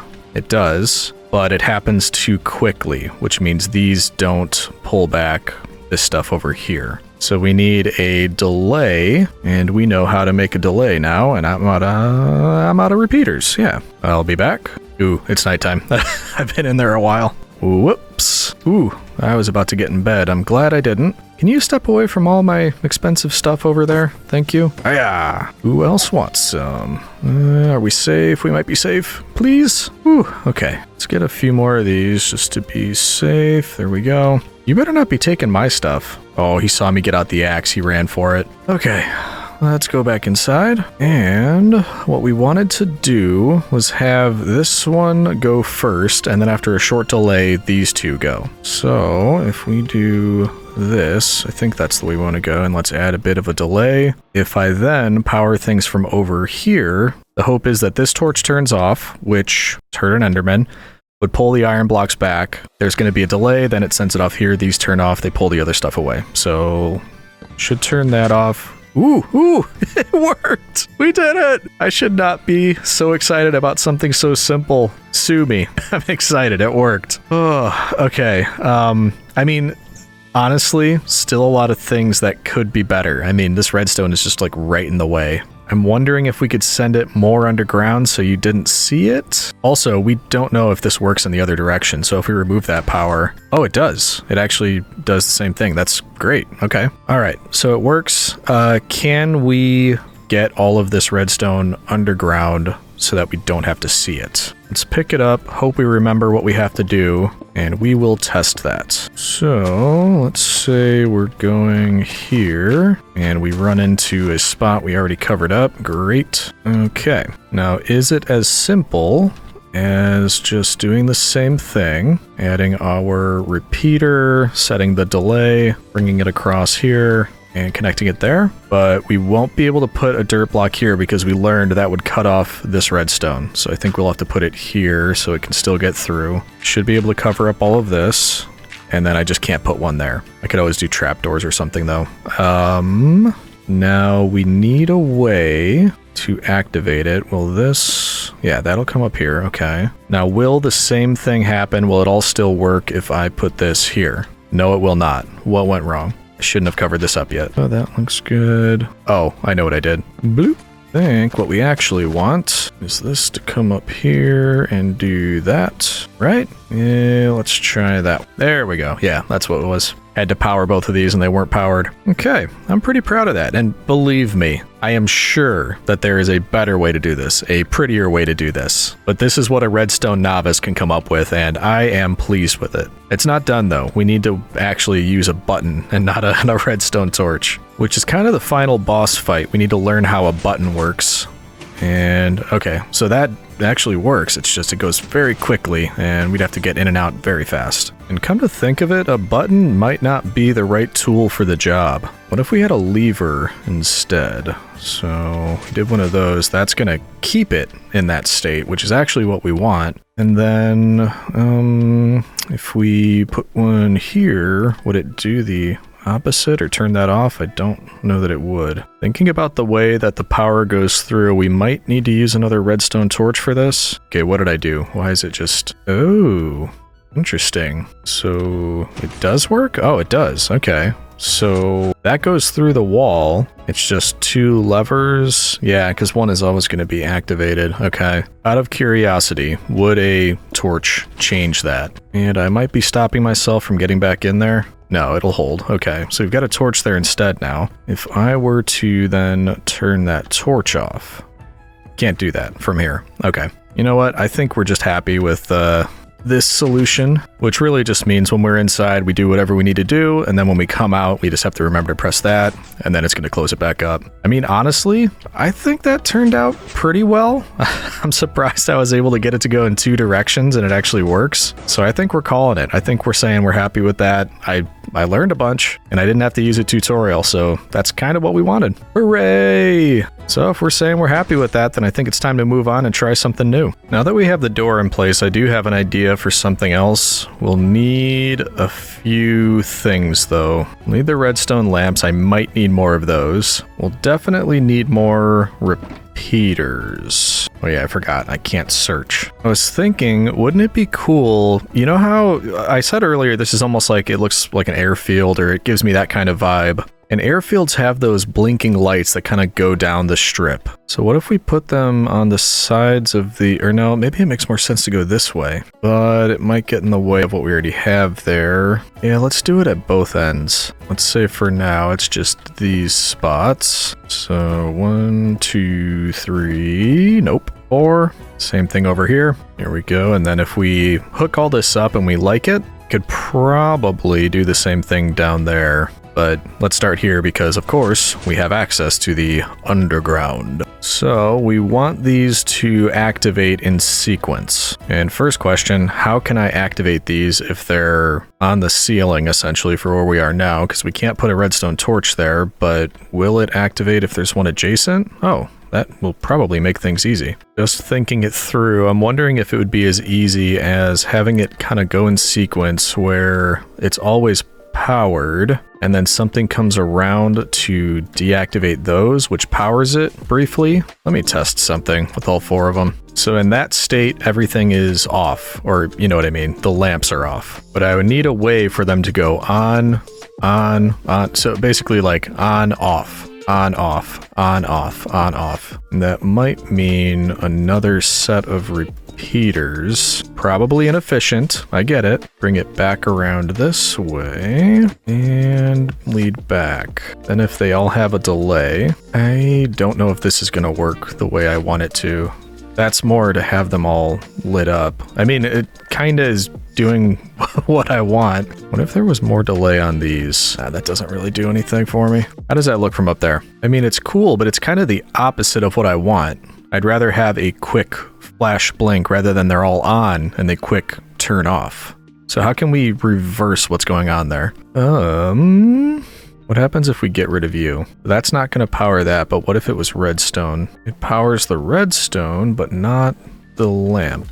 Ooh, actually, would this be simple? Can I reverse the output of this by doing that? No, that just sends power and turn. Okay. Can I reverse this by doing that? No, that just completely turns it off because it's both trying to affect the same type of power here. Okay. Would it break everything if I sent another pulse through here? Oh, that's weird. It kind of just changes the sequence a little bit. Ooh, that is a little closer. Actually, wait, that's what I wanted, I think. One light on at a time. So I just powered more of the sequence. So there's only one, if you watch the redstone trail, only one is dark at a time. I powered the other ones, not necessarily unintentionally, but I wasn't sure if that was going to work. Oh, it's nighttime again. Great. Yeah, I mean, that's what I wanted. It kind of is like going from one to the other. It would be nice if there was only one at a time that was on. There's kind of 2 at a time on right now, but I don't think we could change that. Because like I said, there's only one bit of the redstone trail that's dark at a time. I have a feeling it's going to break it if I power that one. Oh, maybe not. Does it do anything if I just leave this here? It's always off and then it's always on. Yeah, that breaks it. Okay. So if we do that, nope, not fast enough. That, or slow enough, I mean. Now there's 3 on at a time. It's more difficult than you would think. I think that's as close as I'm gonna get it. There's probably a way to do this. Maybe I look it up to see if there's an easier way to accomplish that. I tried my way, and my way will most likely always be the inefficient one. No, no, no, no, no, no, no. He's probably gonna get me. That guy's gonna get me. Oh no, I hear his footsteps. No! Ah ha ha! Can't stop me from sleeping, buddy. I confirmed that adding more repeaters does slow it down. My concern is that this is a very expensive setup, and I don't think it needs to be. I think I'll leave this for now, but on the other side, I want to try something a little bit different. So same basic setup, except that we're going to try to use a comparator. Because I saw something about using hoppers. where if the hoppers are facing into each other, they should just, send an item back and forth, which means when this one gets something in it, this will send out a signal that then should activate all of this. But I think what it's going to do right now is just kind of light them all up at the same time. So if we look at that, no, it's not sending enough. What if we did this? Bloop. Oh, weird. It's sending it through that? Don't think it's sending it for long enough. Is that what the problem is? I'm not 100% sure. What if we add a repeater? Ah, there we go. So that's a way to make them all blink on and off at once. Not exactly what I want. Oh, and I guess you don't even actually need a repeater there. Redstone dust will do just fine. Okay. Which means the repeaters can go here. And that's too much delay, so I broke it, apparently. What about like that? Same thing, too much delay. It works on 1 tick. 2, 2, 2, 2. Kinda just random flashing now. Interesting. So this kind of works, it's just I'm not really able to control the sequence because every time the stick goes between these two, the comparator sets off this repeater which sends a pulse out. That activates the subsequent ones, but actually I wonder if we just start it over, would it be more controlled? Something tells me it wouldn't. Yeah, still just kind of disco lights. I guess the question is, which one do we like more? Also, I want my repeaters back if I don't need them here. So on this side, we do have the sequence. It goes 1, 2, 3, 4, then starts over. This side, it's kind of just madness. They're just flashing, and I don't really see any sort of recognizable... Oh, wait, no. They're just going super fast, but that is...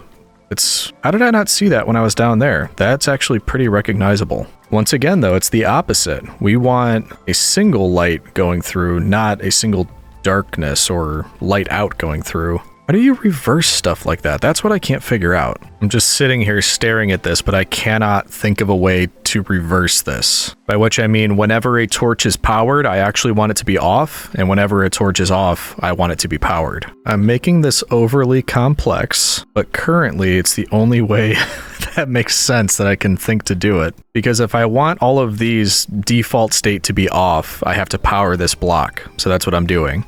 And then I'm going to use this pulse to change that one instead of this one. So instead of this pulse directly affecting this torch and this block, I have another one to basically reverse the result. I don't know if this is going to work though. So we do that. Okay. I don't know if that's reversing it or just making it take a bit longer. No, I can already tell that's not working. It's an impressive light show, but it's not working. This is probably a good time to apologize to anybody that knows what they're doing with redstone because this has to be so painful to watch. I do apologize. Yeah, I don't know. I think this one over here is just more expensive. It gets the job done. This one seems to be a little bit better. It's got more of the speed that I want on the lamps. It's just, like I said, they're reversed from what I actually want, and I can't figure out how to change it. We'll leave both of them, though, just as examples, in case I need to remember or know how and why I did that. But once again, that's what that looks like from up here. Slower, but at least kind of one is lit up at a time. Really, it's more like 2. Whereas, excuse me, spider, this one... definitely going much quicker. It's more the speed that I was looking for, but it's the lamp going out that looks like it's moving rather than a light looking like it's moving, if that makes any sense. That's what I actually wanted. So if you have thoughts, if you know how to reverse that, I just couldn't figure it out for whatever reason. I'm sure it's simple, but like I said, we'll keep them. We'll have them there. There'll be examples if you want to do something similar elsewhere. But for now, I think it is Betty Bye time. And because this place has been so frustrating over the past few Minecraft days, I think what I'd like to do now is take these sniffer eggs and maybe, I don't know if I want to build something around here or if we should do it back at the base. I'm kind of thinking back at base because there will be some redstone elements to it. So it's not like we're abandoning the whole redstone quest. It's just putting it into something a little bit more practical. So I don't know if we'll need this stuff, but just in case, let's bring it with. And don't you worry, we will be back. I'm sure we're going to be doing more testing in a bit. For now, let's head back to the base and think about what we want to do for a sniffer collection farm. It's going to be a torch flower farm, let's be honest. As usual, the question of the day is going to be, where are we building this thing? Because it would be nice to have it be visible. Because, it could go behind the sign or somewhere over there, but then we wouldn't be able to see it. But kind of every other spot is already taken up. We look at the map and zoom in. I mean, yeah, there's space back here. We've got our beetroot, our auto beetroot farm right here. We could build it next to that. It might be semi-visible, but I intend on building a larger panda sanctuary. That's probably going to go over the water a bit. I don't necessarily want it to get in the way of that. It could be underground. I mean, I just said I want it to be visible. That wouldn't help with that. Could be over at the forum. There's technically space there, but I don't necessarily want to do that. This is a pickle. Honestly, it might look good over there. We wouldn't always see it, kind of blocked by the trading area over here, but it's kind of the only area that I'm seeing that would work. It could go next to the doggos, but no, not really interested in that. And something to remember too, there's going to be a minecart contraption with this, and I don't want to be hearing it everywhere I am. And we don't ever really hear that one. So we know that this is far enough away to not annoy us, essentially. So if we just did kind of what we did here, something very similar, but up here, that'll probably work. We just have to do a little bit of flattening out over here. That just goes right down into a cave. Did I know that? Did you know that? Why didn't you tell me about that? Holy moly. Yeah, that just opens right up. Did we know this was underneath our house? I mean, we must have, because it's lit up. Interesting. I don't know. Maybe we do something with that someday. I'm not right now. Okay, so we need enough room for a sniffer farm. Don't necessarily want to get rid of this super large oak tree. Is this even a tree? One little log on there? Okay, that's weird. Yeah, so let's just flatten it out from maybe this point forward. I think that'll be plenty of space. Yeah, and then we can get started from there. Can you handle this, Scooby-Doo? Are you going to be able to do this? I don't want to push you too far. Keep an eye on that durability. Definitely going to need some healing up after this. Okay, now let's just join this up. And then this one has item transportation. I'm wondering if we should do the same thing, or if we, maybe not to such an extent, like we might build a farm here and then maybe the items just get sent out like right over here, just so it's easier to grab and we don't have to maybe come up here every single time. That should be enough room. I think that'll be good. All right, so let's grab some materials, what we think we're going to be using for this, and then we can get started. We got the goods. Now, the only thing we need to determine is size. Obviously, the first part is going to be our rails with the minecart, and I should have brought some of those redstone blocks. I prefer to use those. I mean, you can just put a lever underneath the ground, underneath the powered rails. I just like using the blocks. It's kind of a waste, but just don't tell anybody. It'll be fine.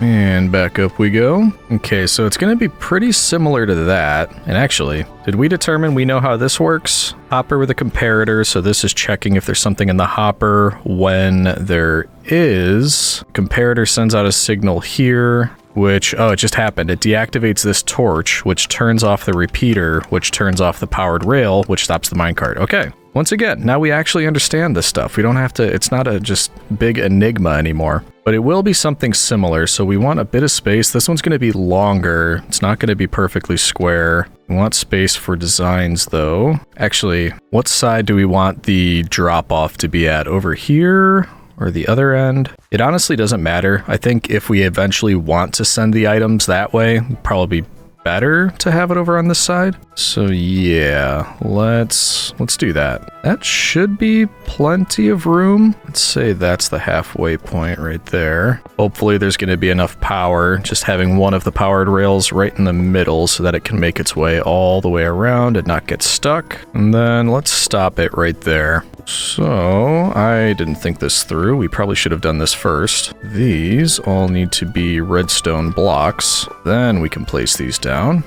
They will all be powered. Actually, we probably don't need to do that here because we can just have some stone and I think I've got, yeah, torches. I believe this will power that. No, actually, it's really hard to tell. There we go. So we know that's powered. That's not. Huh. Part of me thought that would send it through. I guess not. Whatever. Bloop. Okay, so that should go all the way around. We'll need to build something just like that on this one, which means actually that should be a hopper like that. There we go. Get out of the way, Iron Golem. I'm trying to see what I did over there. I know how it works, but it doesn't mean I have to recall it perfectly from memory. You shouldn't have been in the way. Really? I didn't bring any building blocks? I thought I did. Okay. Wherever will I get more stone? Oh no. There we are. And now that we've got that, we need to build it pretty similar to what we did there, which was repeater, comparator beneath. Okay, hopefully we've got enough for all that. I think we do. Repeater there, redstone torch under there, and comparator checking the hopper. And that's backwards. Is it that way? Yep. I think that's it. Yeah. So this is powered. It'll turn off when the hopper has something in it. And just to... Oh, wait a minute. The hopper is facing the wrong direction. Whoops. For now, we're just going to get a chest. Take that out. We'll put the chest down right here. Hopper facing that. And then we can put the rail down. That should be what we want. Yep. And now, just to double check if we put stuff in there, yeah, the rail turns off, which is what we want. As soon as it's empty into here, turns back on. Perfect. And I think that's the majority of the redstone component. Now we just need to build the area above it and decorate it and then hatch our sniffers. Let's go grab some dirt. And you might have noticed when we were doing terraforming, I stopped collecting it. And the reason for that is because I now have 3 double chests that are entirely overflowing with dirt. So we have quite a bit, but that will, of course, go right on top of the rails. And I think we just cover everywhere that this minecart will be traveling. Yeah, that should work. Oh, you know what? We didn't actually check to see if it can make it all the way down and back. We should do that. So we put you there. That should be enough power to keep you going. Yeah, I don't think it's going to be a problem. We just want to make sure that it comes back when it hits that one over there. And there you go on the way back. Yeah, that's fine. That'll work perfectly. So we just cover the whole thing up. And in case you were wondering, I did come prepared. We have a couple grass blocks so we can make sure the sniffers don't have to just trudge around on dirt. They've got grass for their little toesies. But I'm also going to do a moss patch in the center so we always have that for hatching new sniffers. Because if you remember from the last time we were in this world, we learned that putting a sniffer egg on moss cuts down the time it takes for them to hatch by half. And that is what we want. Also, I think I only brought 1 piece of moss. I don't really want to turn everything into moss, so why don't we go up here and then make ourselves a little dirt area. Then I think if I put that... I forgot the bone meal, didn't I? Yep. Okay. Now we get to try to land on that. Shouldn't be a problem, right? Nah, we're good. So now when we bone meal that, everything turns to moss, which is what we want. And that should be enough for our purposes. And the reason I came up here is because I didn't want to turn a bunch of my just regular base area to moss. That's 18 moss. That ought to do it. And we can fill out that much space. That is perfectly fine. The rest will turn into grass and everybody will be happy. Okay, so we've got that. There's still a lot of decorating to do, but now we can at least put down our sniffer eggs. Get those working on hatching because we don't want to wait forever. Let's put them on each corner with the moss. There we go. Okay, so we'll work on letting those hatch, but in the meantime, we need to fill all of this in so that they can't get out. Before you say anything, it's not a prison. It's a sniffer resort. So first, we'll fill in all the edges. And something I was thinking about, did we ever use an actual tree as a support for a build like this? Because I kind of had an idea for that. Like, what if we put saplings on each of the corners and those would grow to be the supports? I don't know if they'll grow this close to a wall, but I want to give it a shot. Will this grow? If I do that, there might be too much in the way. I probably should have done this part first. Okay, there we go. That should be high enough. That is probably not high enough. Let's try that one again. You better... Did it not drop me a sapling? Ugh. Okay, let's go get another sapling. I was actually running kind of low. Yeah, low on jungle saplings. Maybe we'll do something about that. I mean, we live right next to a jungle biome. I am not worried about it. Okay, let's try this again. Are you kidding me? This one's even lower than the first one. And I think that one would maybe give us 1 sapling. I don't know. We can probably make that work. That's annoying, though. They're not growing as tall as I expect them to. Also, I think we need to remove 1 more layer here if we want these to grow. Ooh, I hear those eggs cracking. They're going fast. Okay, now will you grow? Oh, wait, I forgot to take you out. So apparently that's a problem. Yeah, okay, it grows then. And okay, good. Those are all tall enough. I hope the sniffers appreciate it that we're trying to make something that looks nice for them. Okay, so next, I did bring some bits and bobs to try to make this look a little bit better. And first up, I'm wondering if we can just cover the bottom layer with trapdoors. Just because we don't necessarily need to see the minecart under there. And flip, flip, flip, flip, flip, flip, flip, flip. There we go. Maybe some fences on top of that. Yeah, that looks pretty good, actually. Come on now, let me sleep. I don't want things to start spawning. There we go. Bloop, bloop, bloop, bloop, bloop, bloop. There we go. Now we do want to be able to see the sniffers. So of course, that means we're gonna go with a glass layer or 2, I suppose. Ooh. They are still cracking. We gotta hurry. They're hatching a little bit more quickly than I anticipated. There we go. Now they should at least be trapped in here. And then this is going to shock you, but I want to use leaves as well. I know, I don't use leaves for anything. Jump boost is saving me right now because I don't need to try to build my way up. I could just go bling. I don't think it necessarily needs to be covered, like over the top. Yeah, I mean, I think this looks good. I brought signs because I never really use those for anything, but I'm wondering where I could use them. It was like something like this. Going around the edges of those, and then same thing at the bottom. Just like that. Something, you know, just a little something extra that we don't usually do. I think that works. Also, let me know what you think about using trees as support structures. I'm kind of a fan of that. It's a little bit weird because you have to get them to grow the way you want them to. Like this one kept being difficult, and it's still kind of difficult because I don't think we can put signs where I intend up there. But I'm curious of your thoughts if you ever use this kind of, one hesitates to call it a strategy, but kind of way of building. Personally, I'm a fan. Although, one thing you forgot to remind me about was lighting. This is going to be entirely dark. But I have an idea of what we could probably do about that. Yeah, let's go get some glowstone. We use that a lot around here anyway. 52 left. That should be plenty. We'll just go inside of here. Hey, they hatched! Welcome to the world, my friends. I know you're going to take your sweet time growing up, so we'll try to hang around a little bit and give you the time to do that.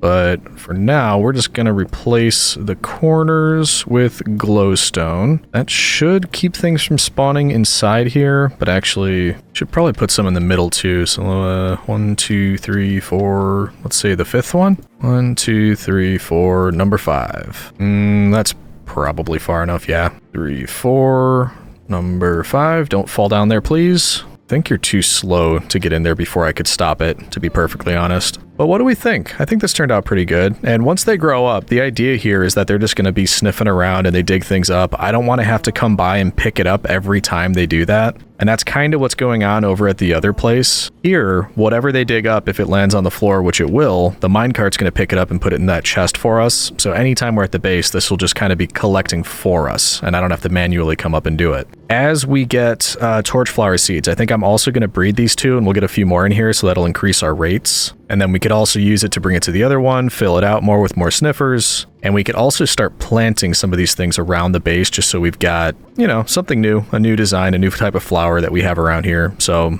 I think what I'm going to do is AFK for a little bit. I just want to give these fellas a chance to grow up. And then once they have, we can test the farm, make sure that it's actually working. Oh, hey there, big guy. How's it going? Yeah, I know I haven't washed this armor in like over 1,000 days. Anyway, though, yeah, let's get them to grow up. Then we can test to make sure that the farm is actually working. And we can start collecting some of the good stuff. So I'll see you in a bit, citizen. Are you kidding me, guy?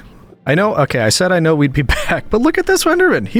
I tried to go to sleep, and he's just sitting here. Grass block inside my glowberries. I don't want to hit him because he's going to knock it out. Okay, you know what? We're about to give the pets a show. Come on, come at me. Can you get out of there, or are you stuck like a moron? What an absolute fool. I think he's stuck in there. I mean, can I hit you? There we go. Nope, come on, come back out. Come back out. This is ridiculous. I don't want to hit the glowberries. There we go. At least he teleported. Come on, come back in. I'm waiting for you. Oh, you picked a fight with the wrong guy. Usually that's me. Well, I guess appreciate it. I had it covered though. I didn't need your help. Anyway, now I'll see you later, citizen. All right, so we are back. And the good news is the torch flower farm is working. The bad news is sniffers take a long time to raise. So I've been waiting and waiting and waiting and waiting. I've been waiting for a long time. It's been a minute. It's been 100 minutes. I don't know what it's been. Who keeps track of that kind of thing? But the good news is, if we look in here, we now have 3 adult sniffers and 2 snifflets or baby sniffers. I think we'll probably end up getting more than that. I mean, it takes them so long to dig things up. You'll see that I planted a few of the pitcher pods out here. There's a couple things still in here, so it is working. It's just this whole process, it takes a long time. So for now, I'm done waiting. It's definitely working. So we're happy. It's a lot of waiting. In fact, we may as well use these just, make sure that anytime we're around here, things are still happening. Eggs are hatching. These things are growing up. They're getting me more stuff. So who wants to give me an egg? Looks like, I think you two should be able to. Yeah, there we go. And get it before the minecart does. Oh, there we go. And we can just place it wherever, right there. Okay, good. So things are happening. We're good with that. We can now leave it and just, like I said, every time we're here, things will be happening. Good thing is I got a lot of chores done around here while I was waiting. I don't ever like just sitting and AFKing. I kind of was, emptying out the iron farm, getting pumpkins and melons. I think I bred the bees a couple times just to try to fill up all of these hives in here. But we've been busy and things are looking good. We're generally in a good place. That's what I'm saying. What it does mean is we can move on to whatever's next. And I say that for your benefit because I actually know what's next. You don't. Mwahahahahaha. Anyway, it is another redstone type farm. And I need to gather some gear to get prepped for that, as well as choose a place where it's going to be. And this one doesn't need to be out in the open. I'm kind of thinking it would be more fitting in a cave type situation. Oh yeah, I put these in too, speaking of redstone. Kind of technically maybe counts as redstone, these pressure plates, so now we can actually walk out and not have to open the door every time. When we walk in, it closes. It's not actually redstone, you don't use redstone, but it feels like it because it's automated. Anyway, I'm going to put together some materials, then we'll find a place to build this next build, and then we can get started. Off we go. And there we go, we're nearly ready. This is just about everything we'll need. There is something missing though. We need 29 pointed dripstone, I have 7. I remember that we saw some recently. I just can't remember exactly where it was. We are going to go on an adventure. We'll find it. I have to get used to that closing automatically. I keep wanting to close it. But I also remembered we need to heal up our tools. So let's go to the gold farm, heal up all the tools, then we'll go on the search for dripstone. It might have actually been over by the trading hall area because I think there were all those open caves here and I think I would see dripstone in one of them. So I'm pretty sure that's it. But first, let's just go heal everything up. There she is. Are they still mad? Doesn't look like it, so we're gonna have to upset them. Ow. Hey fellas, you interested in coming over this way? I don't want to kill one with one hit, because then it doesn't work. There we go. Let the experience drop begin. Ah, yes. Feed Scooby-Doo. Feed Scooby-Doo with your life force. That didn't take long at all. We are all healed up. Let's do the rest. Beautiful. I think that's everything right there. Perfect. And just to double check. Yep, looking good. This is just such a fantastic farm. I love it. Out of curiosity, not as full as I thought they would be. I guess because it just works so quickly, these never get a chance to fill up, but doesn't matter. That works for me. Off to find dripstone. And like I said, I'm pretty sure that we ran into some over by the trading hall. Keep an eye out. It's gonna be in one of these. Not immediately seeing it in here. Oh yeah, there is some actually. Okay. Pretty sure one of these had a lot more, but I mean, we don't need a lot. 29 total, so does this give me more than one? Oh yeah, definitely does. And that is a big boy. That's gonna give us a lot. Don't think this will do it though, actually. Yeah, we're gonna be just short. Okay, let's check the other cave. This might be the one that I was thinking of. Yeah, that's more like it. Look at that. Hey, is that you? You shooting at me? Not here for you, I'm here for the dripstone. Hey, you hear what I said to the other guy? There we go. Oh yeah, there is plenty. I will take a few of these, thank you very much. And I mean, we're here, we may as well stock up just in case we need it later. And there's a stack. We're happy with that. Let's head back. And now we can double check all of the materials. That should be good. Gonna bring a couple extra things just in case. Then we'll grab you, but I don't think we're going far. So like I said, this one doesn't have to be outside in the open. We've already got a lot of the industrial type stuff over here, like,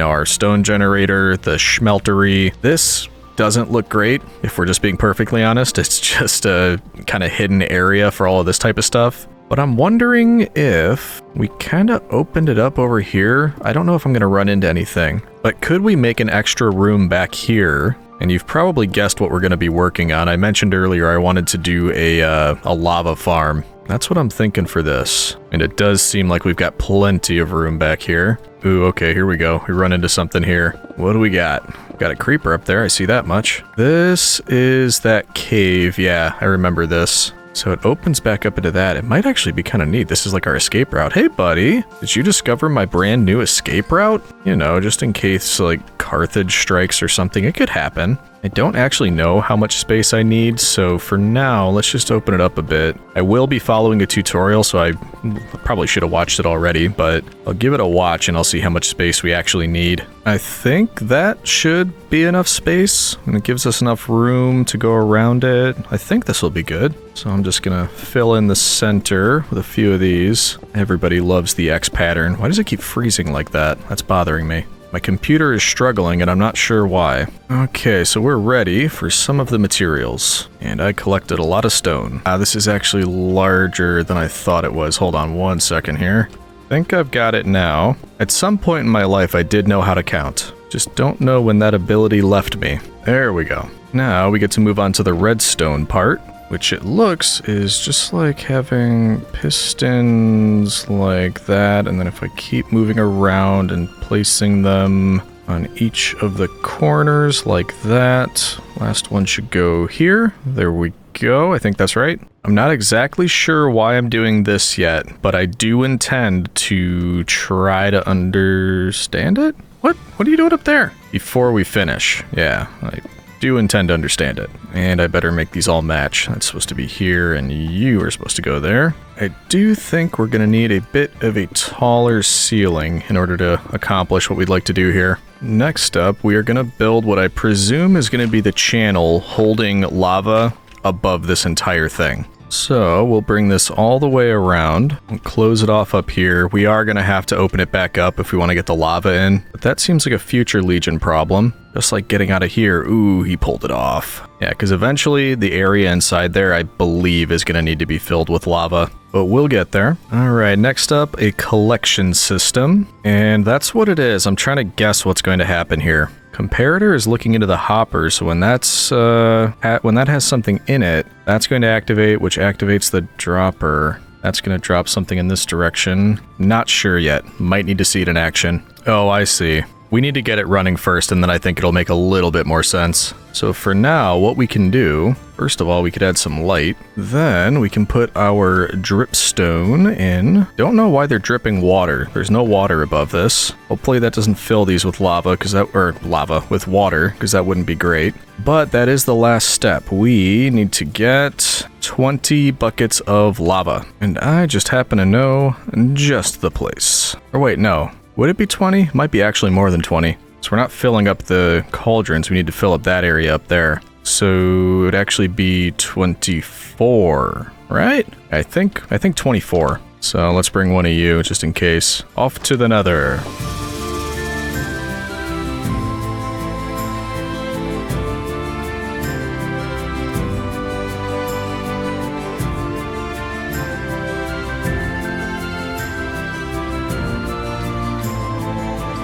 And fairly straightforward, we go find a lava lake and we fill up, and then everybody happy. And I believe we can go down here. It's lava all over, but where's a lake? Aha! Can we just kind of gingerly go down here? Yeah, of course we can. All right, let's get what we need. Oh no! I just threw a bucket into the lava. I didn't mean to do that. That's why we brought this. I think a shulker is 21, or no, 27. So we've already got 25. We're good? I think we're good. Extra one for luck. Now, how do we get home? I think it was over there? Where did I come from? Where did I go? No, we're not doing that. How do I get out of here? Where? Are you blocking my... Okay, I know it's up there, but I'm lost. Let's just do that. Okay, that works. Whatever. Okay, so now back to the smelter room, cavern room, stone room. I don't know what we call this back area back here. It's looking more impressive now, though, that's for sure.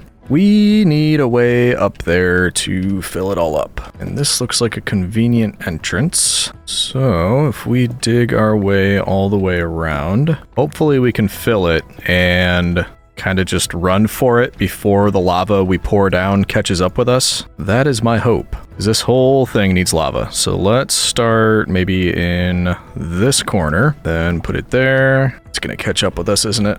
Oh no, it actually doesn't go that far. Okay, so that's good. This is gonna make it difficult though when we get to the corner. You know what? We've got good armor. I just want to check. We need right there. Okay, right there. And we keep it moving. Don't know why I'm not doing more in the hotbar. I really should be. Nope, I did not set myself on fire again. It's all an illusion. Okay, so this is the only spot left. We should just be able to fill it from here. Did I get the right amount of lava? Yes, I did. Look at that. With one left over. Perfect. Now, hopefully, we can just kind of put some stuff right here like it never happened. You might be thinking, why do you need a lava farm when you can just go to the nether? I don't want to go to the nether. I want it conveniently and easily available for me right at my base. Wouldn't you? Okay, so those should all be dripping lava now, it looks like. I mean, you can see the majority of them are. So I think we're ready to boot this thing up. And this is the part that worries me, but we should be able to put a cauldron here because this is where we're going to start the whole process off, and then put a button on the side of this. That's going to give us our first pulse of redstone. When I do that, this piston is going to push this cauldron, which is in turn going to push all the rest of them. This observer is going to pick up the movement and activate this piston. Now, this cauldron will be here, which pushes it that way. And it just continues to repeat like that. The observer sees that the cauldrons are moving, so this piston goes off and pushes the next row. As you'll see, they're actually filling up here. And that's going to make sure that if these are dripping at different rates, or if we want to get to this extra one here, it's just going to keep dripping and filling them all up. And it'll do something else as well. But first we have to make sure this works. So moment of truth, cross your fingers. This should start everything turning. Oh no, it didn't keep going. I mean, it worked once. Something went wrong though. It might be because this is too close to the wall. I'm wondering if that's interfering somehow, because it looks like that's where it stopped. Well, nothing one more layer out can't fix, if that's the case. Okay, let's try that again. Do this with you.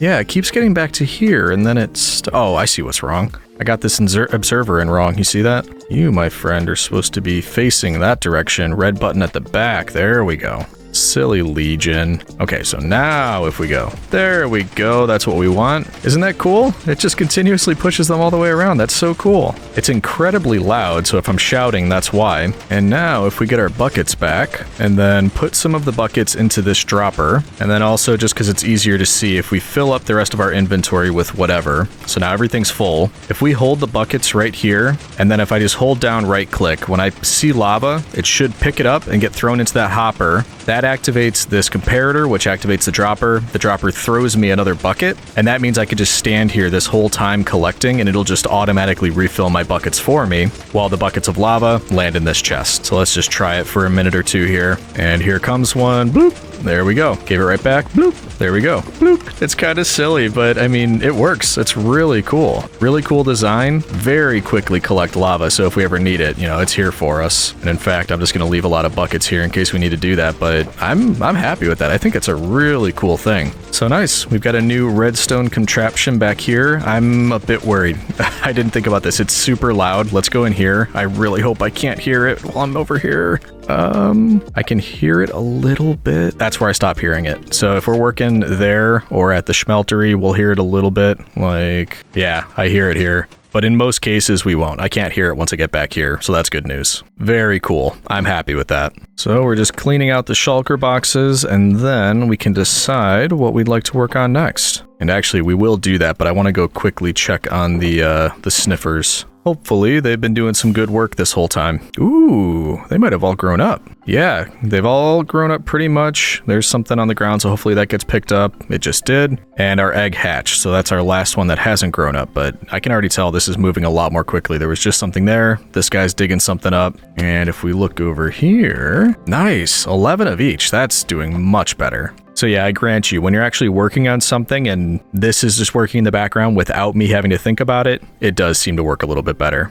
But that's not the way my obsessive mind works. I've got to just sit here, stare at them, and then be angry that they're not going fast enough. Oh, I can't stay mad at you. Anyway, yeah, on to next steps. All right, I've actually got an idea for one that we can do back at the redstone lab. As usual, though, we're going to need to build a few things. And shockingly, I think we're actually going to get some use out of our criminal factory here. because I believe there's a way we can get some use out of these eggs. And we did this a long time ago, but this carpet, there's actually hoppers beneath all of that. I'm pretty sure every single hopper is filled to the brim with eggs because I never empty this. So even though I've taken them all out, these are just going to keep filling back up. But anyway, that should be what we need. So let's head back over to the lab. Okay, so I'm thinking we can set something up here and then also down there. Okay, let me do a little bit of prep and then I'll show you what I'm thinking about. Okay, so here's our setup. I got everything redstone wise set up here. Anybody want to guess what it does? Fairly simple. You'll remember earlier we learned that if two observers face each other, it causes a loop, a redstone loop, and it just goes duk duk duk duk duk duk duk duk and goes back and forth and keeps sending off a signal. At the front we have dispensers, and on the back we have sticky pistons, and they're all wired up to this lever. So obviously this is just loads of fun, but also it's kind of like an auto cannon. Anything that goes in dispensers, we could just shoot it out of here. So there's two reasons I have this, and you can probably guess why I brought the eggs now. But first, I don't want chickens everywhere, so I think we should probably put up a temporary fence down here. I have literally no idea where these things are going to shoot. So hopefully I brought enough wood. Yeah, just what I've got on me. Okay. So there's a stack and a half. Let's see how big a fence we can make with that. Don't know if it'll be enough. One imagines, though, that these would shoot a decent distance. Well, hold on. Let's just test this. Good to make sure that it actually works, too, before we do anything. But only one egg. We don't need to be overrun by chickens. So one egg in the center dispenser. If we turn this on, we should be able to gauge about how far it goes. Oh, wow. Yeah, so that went out there quite a bit. Further than I thought it would, actually. So why don't we... Let's just start here and go across at the back. Hopefully it wouldn't go any further that way. Hopefully it doesn't go any further this way. So we can bring this forward, and then I doubt it would get anywhere up here, so we should be able to close it off there. Okay, are we ready? I really don't want chickens all over the place. I really hope this works. And actually, we could probably automate this one step further, because if I got up on top of these, put a hopper going into the dropper, hopper and a dropper, but it's not a dropper, it's a dispenser. We know there's a difference now. And then look at that, I've got 3 chests. Put those on top of the hoppers. You see where I'm going with this. Then we bring all of our eggs over there. We can try to evenly distribute the eggs into these. So let's see, 1, 2, 3, 4, 5, 6, 7, 8, 9, 10. So there is 10 in each chest. Those should be going in here. They are. So we'll wait for that to fill up. We've got some extra. So actually, yeah, we could put 3 more into each one. Oh man, this platform has no idea what's in store for it. Okay, these are now full. The hoppers are filling up, so as these shoot out eggs, the chest is just going to continue loading them in. I really hope we don't miss the fence, but we could just always turn it off if we need to, and then adjust things. Ooh, okay, are we ready for this? I say we just go for it. So, hopefully we can just get everything inside that fence. We get ourselves a ton of chickens, and here we go. Look at that. It's definitely working. Oh no, some of them are going pretty far, but it is filling up. We're hitting the chickens with eggs, which I love to see. That is already a lot of chicks. These things are great though. Look at that. That works so well. It actually looks pretty cool too. That is awesome. This is just beyond obnoxious. Like, this is one of the silliest things I've ever set up. It kind of has no purpose except for my amusement. And yours, of course. I hope this is amusing, because it is to me. Oh, are we out already? Wow, that went through everything. All right, I mean, gave us a couple 2-tree chickens. And don't worry, I've got another plan for these bad boys. We're not just, putting chickens in here. And actually, there's a few more eggs, so let's finish up with these, put them on through. There we go. Oh, I turned it off. There we go. Get rid of the last few eggs, and that's it. That just goes through them so quickly. That's incredible. Oh, man. This is like the yard at a prison. You see all these convicts out here? All right. So I think when all of these fellas are taking the time to grow up, we should go to the trading hall and check on something. Because we've got all these Fletchers over here. And out of curiosity, do they sell arrows? Oh, you do. You do sell arrows. Well, that's good to know. Well, I mean, we're here. We may as well sell some sticks, get some emeralds. Here we go. That's 2 stacks of emeralds. I mean, I wonder what would that be if we, grab some arrows? Oh, we could get quite a lot.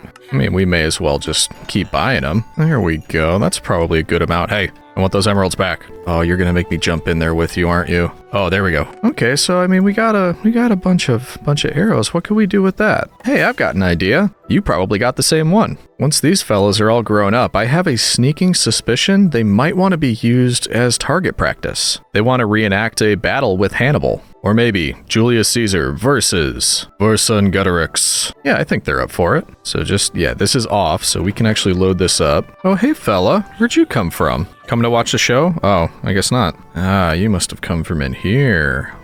Didn't even know this was here. That goes down a ways. We're just gonna light it up a little bit. Waiting for chickens to grow up. I don't really need to. I don't need the drops or anything. Just seems kind of unfair. Like I should at least let them grow up first. Ooh, hey, we've got visitors. They heard I needed something to do. These are the kids from the wrong side of the block. Hey, buddies. We're gonna just put the captain right at the front. And then, yeah, let's see if you can do some target practice. No, I don't want to join your club. You guys are really giving it to him. I think you've hit me a couple times and you've hit each other so many more. Okay, I think you're getting me now. Would you get out of that hole? It's hard for them to hit you when you're down there. There we go. Any day now. Any day now. There we go. That's what we were waiting for. My turn. Goodbye. Goodbye. Goodbye. You'd think they'd try to make it challenging. And once again, I was too fast. They couldn't hit me, not even once. I'm just that good. Oh, I think they're starting to grow up. Yeah, they're starting to rush the adults. I don't know why they do that.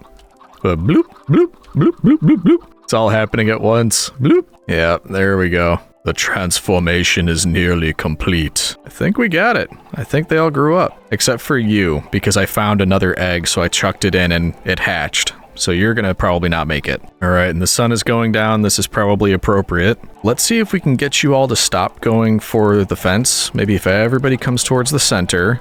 And then I will rush up there and turn on my machine, maybe right back here. And then, yeah, you'll be able to spread out a bit when I move. There we go. They're going to spread out. Are we ready, citizen? We got to be fast. Yeah, they're already spreading. Let's do it. Attack! Yes! No, the arrows aren't going as far. Hey, look what I've got, everybody. Look what I've got. Yep, come on over this way. This way. Yes. No, they're going around it. Don't go around the arrows. We're gonna run out. No. I don't want to go in by the arrows. Look. Everybody come this way. I'll take a hit or two. Yes, there we go. That's what we were looking for. Beautiful. You'd think they'd know not to follow me, but the lure of a single wheat seed is just too strong. They must have it. Oh, you absolute fools. Ow. Yes, come on. We might be able to get them all. Arrow machine gun. Ooh. So close. Yes! We've done it! Our wrath knows no bounds. Well, that was a lot of fun. And actually, look at that. We can pick them all back up. I didn't know you could do that. Oh, man. That means we could go for round 2 if we need to. Look at all that. Well, that was incredible. Let's load them back up. We'll have it ready if we need it. But overall, that was a lot of fun, and I'm happy with that design, this type of build. Well, now that we've had tons of fun with that, and probably abused enough chickens for this video, every time I get out the axe, he runs. Oh, you're not getting away. Oh, did you see that? He knows. You can only run for so long. Do they do this normally? Do I always look at them first? I think they might just run away. Am I gonna have to look you in the eyes, buddy? Because I don't want to. There we go. That's what I'm talking about. Ow. There we go. Anyway. Yeah, so on to the next idea that I have. And I think for this one, I am gonna need to go back to the base momentarily, I believe. Because we put some tripwire hooks in here. I never got around to looking at those. So I want to try a build with that. And let me explain what I'm thinking on the way back to the base. So essentially, when I was preparing for this video, I went and I watched a bunch of tutorials like redstone builds and redstone contraptions. I looked at screenshots. There's one that I remember that I didn't fully look through, or I don't remember how to build it. I just remember what it was. As a way of checking my progress on if I'm learning anything or not, I'm not going to look up the tutorial again. I'm just going to go by memory and see if I can build this myself, knowing what it's supposed to do, but not having the direct help of like, this is the step-by-step guide, essentially. So we'll need more of those tripwire hooks. We're also going to need string. I've got 54. I hope that's enough. If not, we could probably get more. How do we make the tripwire hooks out of curiosity? Oh, that's pretty easy. So why don't we start by making a goodly portion of these? Let's say maybe 32. And then we're also going to need a bunch of sticky pistons. How do I keep forgetting how to make these? Okay, redstone. Just put away the iron. And I left all the redstone there. Okay, we can make those when we get back. We've got the string. We might need more, but let's bring this back now. Actually, all this travel back and forth, it raises another question that I'll ask for your feedback on this. I had an idea to connect up the base in this other area, the trading hall area, with a transportation system. Easy enough to fly there and back. But we could make like maybe an aqueduct system that has a rail system in it so we can ride that there and back. There's also the option of mods. We could add the waypoint mod so we could just teleport there and back. But what do you think would be better for this world? Just keep flying, building a rail system of some kind, or using mods to teleport? Let me know in the comments what you think about that. But we're gonna need our redstone, and I'm gonna need a decent amount more. So bloop. Now, yes, we can make our pistons. And actually, that's probably the perfect amount. If we got 32 of these, we do 16 pistons. We can then turn those into sticky pistons. Okay. And now, why don't we test what I'm thinking first before we do a full build? Because the idea is, I remember when I saw it, it was like there was stairs on both sides like this. Those were connected to sticky pistons on each side. And then we want to get them to push the stairs to the middle. It's basically like if you just walk at it, the stairway gets built as you go up it, which I thought was pretty cool. That, of course, is going to be driven by the tripwire hooks. I just don't remember exactly where they are or how they work. So that's the purpose of this as well, is just figuring out how these tripwire hooks work. Man, talking is hard. I just started recording for today. I only had 1 cup of coffee, sue me. Okay, so there we go. We put down 2 string. You'll see that these are now connected. And you'll see these in jungle temples. They're usually used for traps. Like if somebody were to walk over this string, that would activate the hook. That sets off a trap somewhere, like firing an arrow at you. I want to use their purposes for good. I just don't know how they work. Like if it's attached here, will that send a redstone signal to that sticky piston if this is activated? Like if we took... Oh, okay. Wow, it does. That's fairly simple. Then it'll go back. Nice. In that case, I think this is going to be pretty easy, because we can just build up this exact same thing, but not like that. Going all the way up. This is going to be, I think, a lot easier than I thought it was going to be. Let's keep going with the same design, putting those there, putting these here. This actually might be a neat one to use for other builds. Just a more impressive stairway, one that builds itself as you walk up it and down it, one would hope. We'll actually need to bring these out one, because we're going to want a sticky piston on top of each one of these. And hopefully I can do that from here. Yeah, I was worried about that. We need it to be facing this direction. Okay, good, that works. Rain again. Beautiful. Does anybody know of a mod that just turns off rain? Or like if you could change the chances that it rains? Like I get some rain, but it just seems like it does all the time. So if there was a way I could change that, I'd love to do that. Luckily, it's getting close to nighttime though. Let's just sleep away the rain. That was the name of my first album, by the way. Sleep Away the Rain. It was my emo phase. There we go. Actually, that was really close to the amount we had. We could just add one more layer, and that will be all of our sticky pistons. And one right there. Nope. Thought I had that down. I guess not. What do we... like that? There we go. Yeah, there we go. Okay, then up here is where we're saying we have gotten to the finish line. There we go. Now let's make the rest of these blocks a little bit prettier. Stone brick should do. Bloop. So that looks pretty good. We have to finish it up though. We need now all of these on top all the way up, because that's going to be where the tripwire hooks are attached. There we go. Then we put one on each level. Then the question just is going to be, do we have enough string? I actually don't know. Okay, so now we've got everything in, it's just these aren't attached, so it's not going to send any signal because it can't detect when we are coming across these layers, but now it should be able to. So for example, if I go here, then step here, it keeps this one activated. That's good. That's what we want. So let's connect the rest and just make sure this works. Okay, I just went down those. It kind of feels like I'm going to get crushed, but it seems to work. So let's try it out. Essentially, as we go past each one of these bits of string that's laying there, that's going to activate the tripwire. That's going to activate the sticky sticky piston, the stairs are going to get built. So as we go up, it seems to work pretty well. They get built and they get taken away as we continue to move. But I'll show you what I mean. When I'm going down, they kind of just barely activate as I'm going like that. And it feels like we're going to get crushed, but we don't. We just get pushed a little bit. So it does work. I'm wondering if we add one more at the top. Like if we just put one here, I don't know if this is going to do anything actually. It might not reach. So that's in. If we step on that, yeah, that doesn't do anything. Even though, interesting, it's these string, it's hard to tell, but they're actually connected to that. So you'd think they would send the signal all the way through. They don't. Ooh, now I just made it get stuck. How did I do that? I don't know. I mean, it works. You see what I mean, though? That just seems a bit strange. They're just catching me as I fall. Okay, so these ones aren't doing anything. We don't need that. I mean, it works. We don't. There's such a thing as being too nitpicky about it. I think it's fine.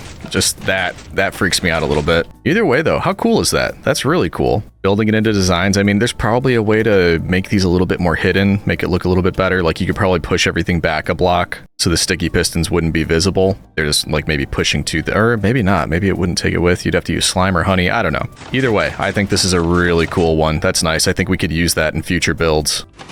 Whoa!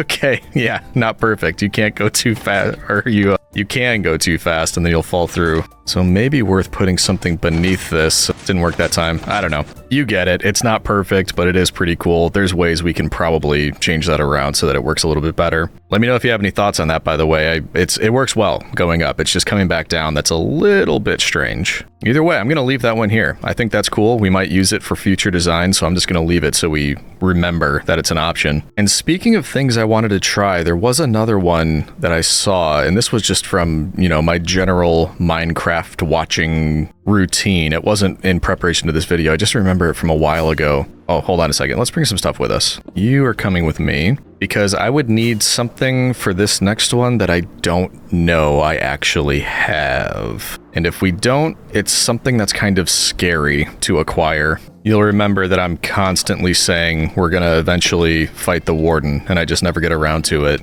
Well, that's not the only thing, or the only reason you might go to an ancient city. There's also those other things, I can't remember what they're called, like skulk sensors or something. I have no idea if we've ever collected any of those in this world. And just at a glance at storage, I don't think we did, because first of all, I don't know where we would have put them.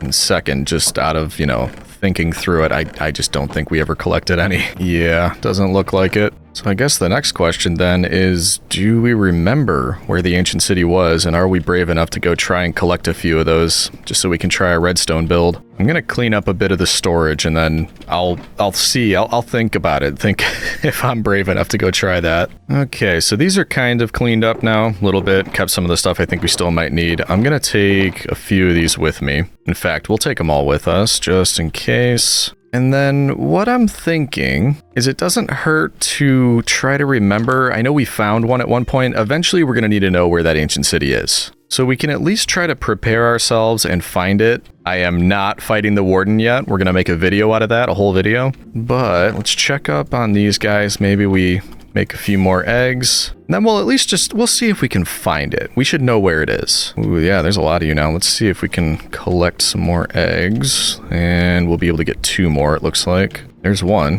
Who's giving us the other one? There we go. Okay, so let's put down 2 more of these. We always want to be adding more whenever we can. Excuse me. There we go. Then we'll put these back in here for now. Let those hatch and grow up. And then as far as preparing goes, why don't we head over to the snow castle? Because if you didn't see that video, first of all, how dare you go watch that video? Oh yeah, that doesn't work. There we go. Watch that video. But if you didn't see it, then you probably don't know that this snow castle is not just a very beautiful build. It also has a farm inside it. Oh, I forgot about our goat. Hey goat, hope you're enjoying yourself here. But yeah, this is also our wool farm. Actually, we haven't checked in a while. I also forgot this place is really not great for lag, but yeah, the shears are still fine.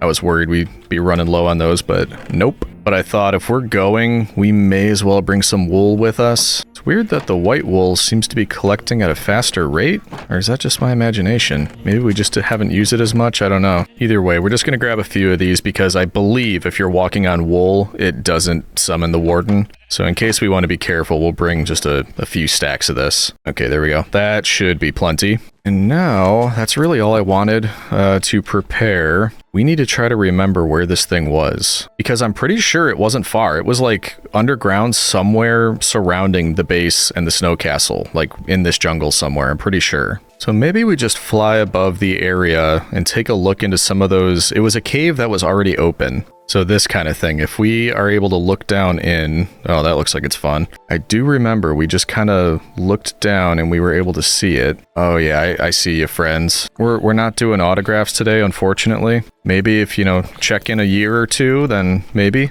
And bring cash. For now, though, I am just going to need some space. Oh, geez. Okay. I did say a year or two, not now. So let's take a look around. I'm like 90% sure it was this area. And I remember the caves were pretty interconnected. Can he do it? Oh, yes, he can. Perfect shot. Like always. Oh. Hey, friends. Oh, yeah, you can fight each other if you want. You don't have to fight me. When will they ever learn? Violence is not the answer, he says as he attacks the Skeletron. Anyway, I'm not seeing anything here. So we might want to just look around and check some of these various caves, see what we can find. So let's see if we can... Nope, that didn't work. Get out of here. There we go. And it looks like we've been here before. I remember... Well, no, I don't remember doing this, but... If we've been here, that means we could have seen it down in this cave. Is this the same one? Were we just in this one? I think this is, yeah, this is the exact same one we were just in.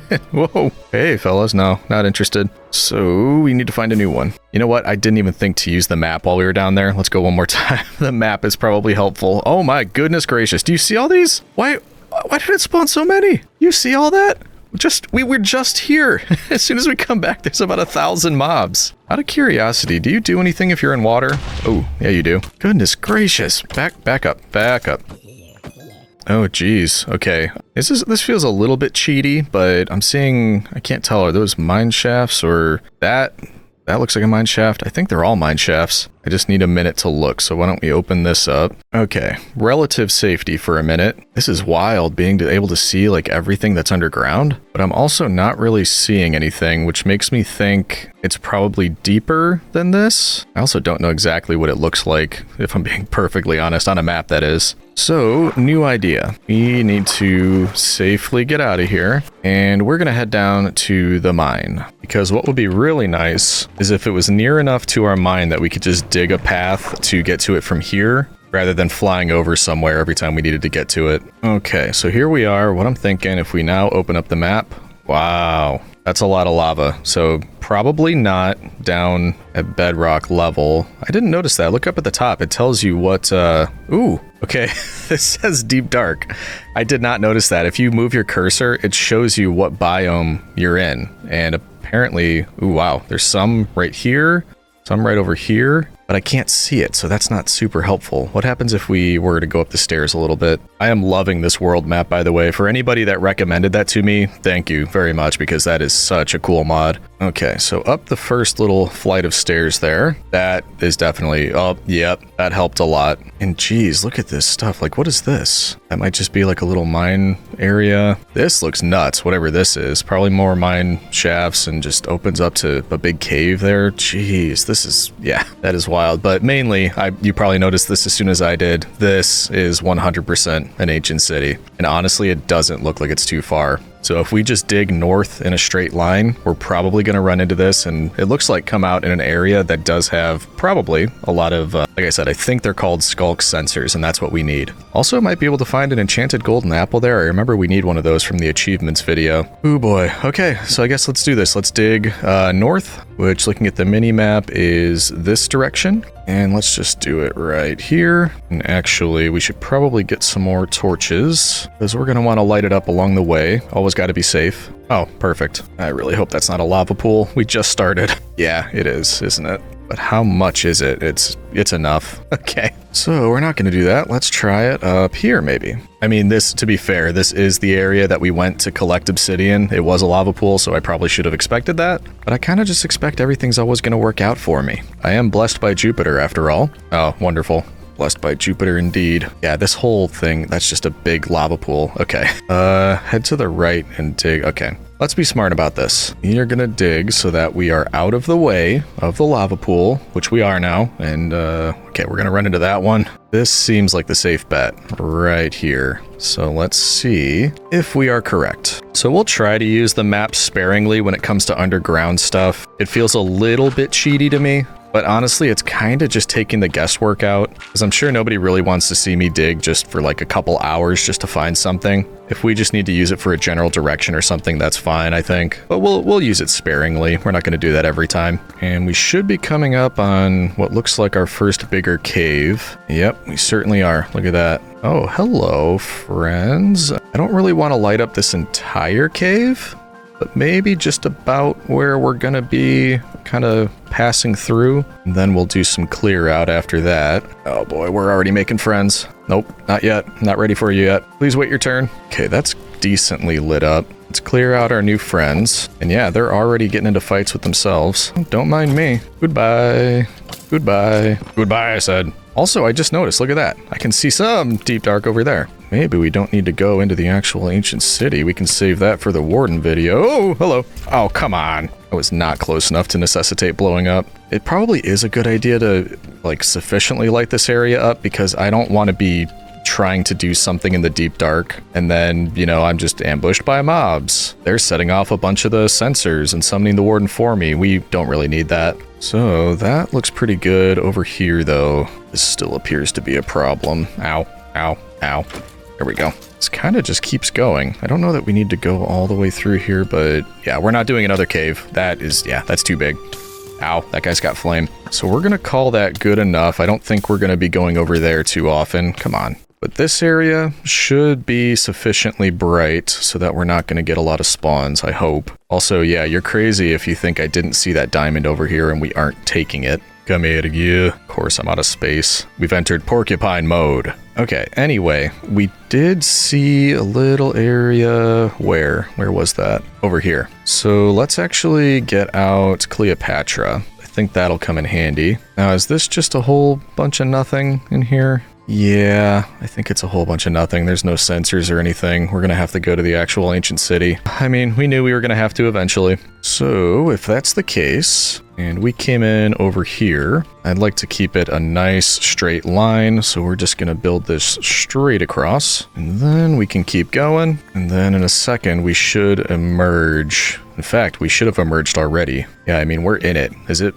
below us? Is it above us? Okay, yeah. Definitely should have hit it by now. So since that other one was lower, I'm guessing this one is going to be lower. So let's start digging down. Yeah, it was definitely lower. Okay. Oh no, this just freaks me out. Look at all of that. This seems so scary. And there's just this stuff all over the place. Those are what we need, though. Those things right there. Ooh, okay. I still don't fully know the rules of this place, but for safety's sake, we are going to switch over to our wool, just because I know there's something to do with this, and I just want to be safe. One would think if we only ever step on this, we should be all right. So we're just going to inch our way forward, stay on this, and then we're not going to have any troubles, right? I see a chest up there. We might have to get that before we're out.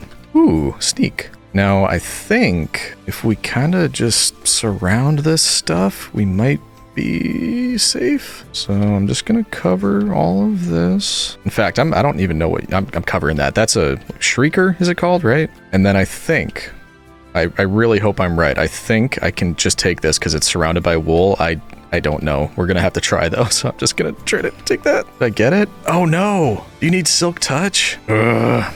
Okay, now can I break you because you've got wool around you? Nope, I can't. Oh no! Okay, that's mistake number one. We get a couple more, but we now need to be very careful. And I'm no longer touching these things. I'm just gonna put wool all around him and hope that that does something. Now let's do the same thing here. Just cover each one. And now my axe has silk touch. If I use this, I don't know.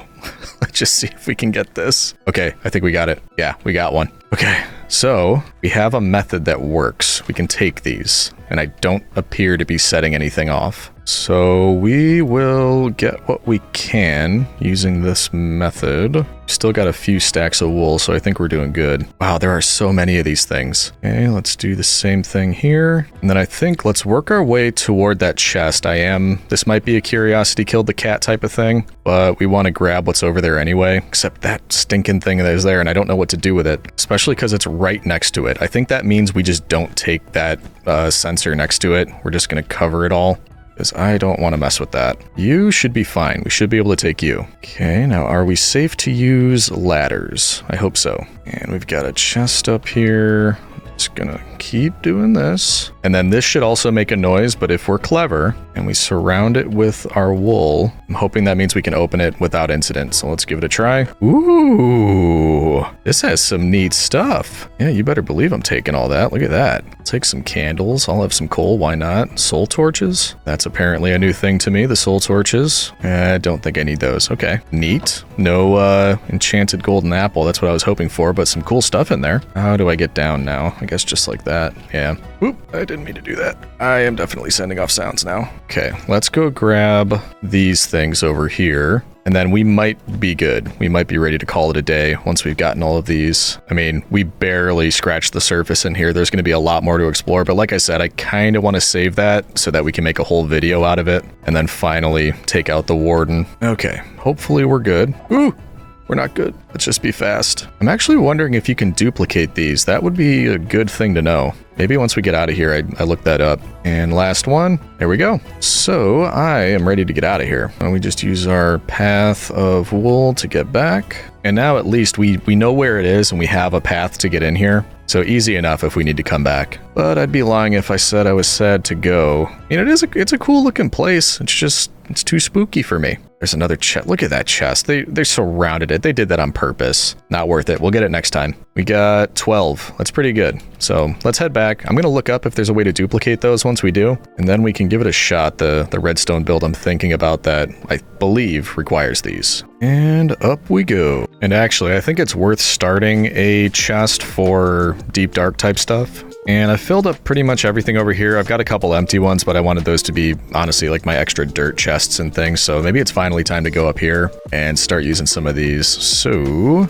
no idea what echo shards are, but it looks kind of cool. So we're going to use it as the display. And for now, anything we pick up, I'm just going to put in there until we could sort through it. We'll also keep some wool in there just so, well, no, we'll make our own wool chest. And we have a smithing template chest. So for now, it's kind of non-deep dark stuff, really, to be perfectly honest, but we'll use it as a placeholder for when we collect more. Armor trim, we're going to put you in here. So now we have the ward armor and the coast armor trims. Oh yeah, and the eye armor trim. This one, the smithing template for netherite upgrades, we're going to want to duplicate that eventually when we need to. The rest of the stuff we can just put away. And do I already have? I do. I have a wool chest over here. I guess I could have just collected from there, but now we've got extra. And I guess that means we're good to start collecting some of the other things that we're going to need. We're actually going through a decent amount of those blocks of redstone, so maybe, well, we shouldn't have to refill, I don't think. We might, I don't know. All right, we've done our cleanup. We've got some stuff in here, and I just thought of something else we're probably going to need.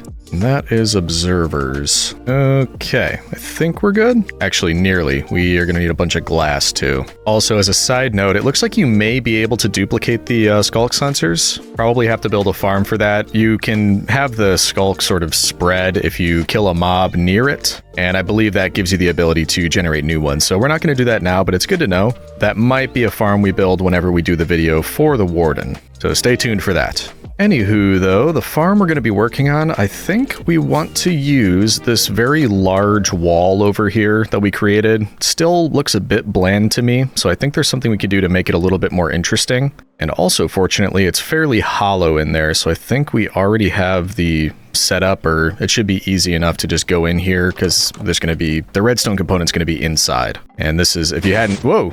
Jeez, that scares me every time. If you didn't see us set it up, this is where the bamboo farm is. Works kind of slowly, but we don't need it that often, so I think it's fine. Anyway, yeah, it is, it's pretty open in here. And this should be enough space to set up what I'm thinking. Because, yeah, I saw Wax Fraud do something similar. He made a disco, actually, with this, but I'd want to make it something on this wall that just has lights that go off in a semi-random fashion, and I don't want to use the whole redstone repeater thing like we did back at the lab. So before we actually start with that, let's do a test out here, because something we know is that observers can power redstone lamps. That's because if it observes something back here, actually it's backwards right now. There we go. If it observes something back here, it sends a redstone signal out the back. That's going to power this lamp. And I believe we can use skulk sensors for this. So if it was here, when the skulk sensor gets set off, that's going to be observed, which is then going to send the power. Now, can that be anything? It did just light up. So yeah, basically anytime it hears a sound, I think, or detects movement is probably a better way to put it, then that's going to make that light go off. So that's great. That works. But also remind me, we need to make sure we silk touch this thing every time we pick it up.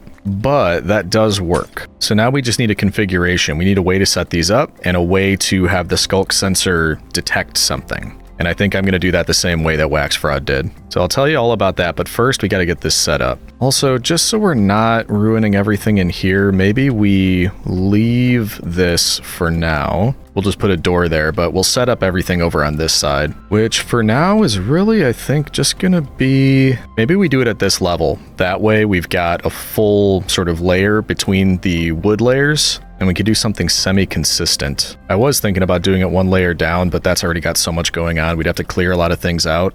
So we'll do it this way, and I just want a place to stand for now, so let's do this. Actually, second thoughts, we should do this with glass. And I was thinking ahead. I brought tons of glass. I don't think I need to keep you in suspense either about what we're doing here, especially if you saw Wax Fraud's video. He used axolotl to set off the skulk sensors, so I'm thinking we just make a tank in here and go collect some axolotl, and then just by them swimming around, they actually set off those sensors. So if we say that's the size of the tank, and let's actually build it a bit back here as well, and the redstone lamps are going to go in this wall, so we'll replace this with a lamp, or throughout. Then there's going to be an observer at this level, then a skulk sensor at this level. Then we actually need one more. That's going to be where the axolotl are swimming around. Oh, by the way, if you're curious, somebody asked in the comments about this connected glass texture, basically asking if it was a part of the shader pack or how that's loaded in. In my case, it is a resource pack, but it does use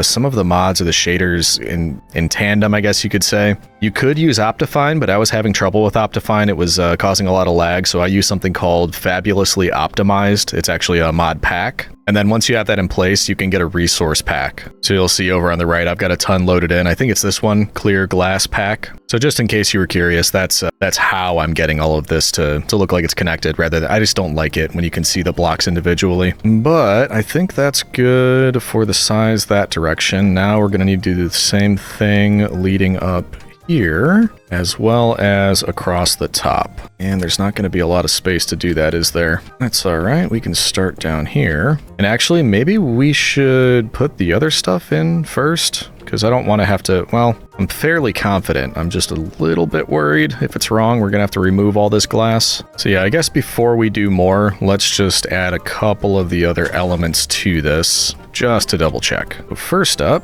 I don't have enough skulk sensors to do like as much as I'm going to want to do long term, but at least we can get it in place and then I can add more later. But for example, I did something like, well, no, actually it is going to have to be 1-to-1, isn't it? Hold on, I'm going to go to sleep and have a think about this. Actually, it's going to be kind of a pain anyway, because I have to find a way to place the observer so it's observing the right direction, which I think that is, like if I get this out. Yeah, that's correct. Which then means we would have our redstone lamp like that. And then can I place you right here? Yeah, and then it'll pick up movement. Okay, so that'll work. And I've got 11 more, so basically we just place 11 at random intervals throughout here. Eventually I'd like, more than that so you can actually see things moving around. Let's go through and I guess just pick our spots. Here we go, that's 11. Now the more difficult part, we have to get all the observers facing the correct way. Actually isn't too bad. I thought it would be worse, but they're all typically going in, yeah, the way they're supposed to be. Except for this one. This one does not want to go the right way. Why is that? Do I have to be higher up? There we go. That noise still freaks me out. Even though I know we're not like in the deep dark and nothing's gonna happen, hearing it go off is like hitting just something visceral in my bones, and it's freaking me out. And here's the last one, so I think we're good now with observers, which means we should just have to get in the skulk sensors, finish the glass, fill this up with water. Should I have filled this with water ahead of time? Yeah, that might have been a mistake that I made here. Let's not put the yeah, okay, we're not going to put those in yet. We should complete this, fill it with water, then we'll put the rest of the sensors in. Eventually, I mean, honestly, it might just be cool to have this completely, like this whole wall just completely filled like this. That would be a lot of resources. But then if we only had 1 or 2 axolotl in here, you'd be able to detect their movement from outside the wall. You'd be able to see where they were just by what lights were going off, which I think would be pretty cool. I am going to run out of glass. Okay, let's run back real quick. Get the glass we need, then we can wrap this up. Actually, we should grab a couple axolotl while we're out. 3, maybe? 3 seems like it might be the magic number. So we'll take the rest of the glass, and we'll take some buckets. I'm not going to steal any axolotl from our tank because I want to keep those there. I could breed them and get more, but I think I know... Didn't we... Oh, I keep forgetting about the pressure plate. Yeah, didn't we find Hulush Cave and we set up, like, isn't it that? I thought we set these up to determine that something was here. Like, what's this? This leads to something. I put that indicator there, it leads to something, I just have no idea what it is. This might be the Lush Cave. No. This was the mine shaft. So maybe the other one. The other one was the Lush Cave. So we go back up. Actually, I think these need to have water in them anyway. Maybe that's what you are. Or no, this, yeah, this led to that nether portal. That's right. This one is just the nether portal that was linking up the wrong way. So where's the Lush Cave? I know we found one. Maybe it was in with the mine shaft? Because there's no other indicators around here, and I know I found one. Okay, let's go back down in here. It's the downside of having a world that spans thousands of days, or at least over 1,000 days. You do so many different things, and then you forget where other things were. Yeah, that doesn't make much sense, but you probably get what I mean. Yeah, I mean, I think there's got to be a Lush Cave around here somewhere. Aha! I knew it. Yeah, this is what we're looking for. And hello, you are what we're looking for. There's 2 of them. Would you like to come power my lights for me? Oh, I know you would. So what did we say? We want 3? That's 2. Anybody else want to join us? And usually Rome doesn't ask. We just tell you you're joining up. But Axolotl, they get special dispensation. Dispensation? Dispensation. Yeah, see you, we don't ask. Don't even want you to join. Forcefully we'll tell you you're not joining. But one would think there's gotta be a 3rd one around here somewhere. There you are. Yeah, you guys take care of each other. I'm busy. Hey, buddy. You want to come with me to... It's definitely better. There's no skeletons where I'm going. No zombies always stepping on you. This is getting old, though. You guys can just... I was about to leave, but then you forced me to do it. However, that is 3. We're pleased with that, which means we can head on back. Also, this reminds me, just being in a Lush Cave, if you haven't checked out the cave-only world... I think that was, what, my last video? Took me a while, but we finally got out 200 days in that, so if you want to check it out. We do now have the 2nd video for that out, so go ahead and check out the 200-day cave only, if you're looking for something to watch. And that also reminds me, if my videos are sometimes titled a little bit weird, just trying to figure out the YouTube algorithm. It's kind of, you know, I wish I didn't have to do that, but I do. So the easiest way to check in on those is definitely playlists. I try to keep those up to date, so if you're wondering where a certain world is, you could check out the playlists that I set up, because that's always going to be accurate on, you know, the progression of each world. Also, out of curiosity, wow, did they all grow up? Those 2 that we just planted? I don't even see the eggs. I don't see any snifflets. It's been longer than I thought since we've been over here. But wow, that's really starting to pick up. I love it.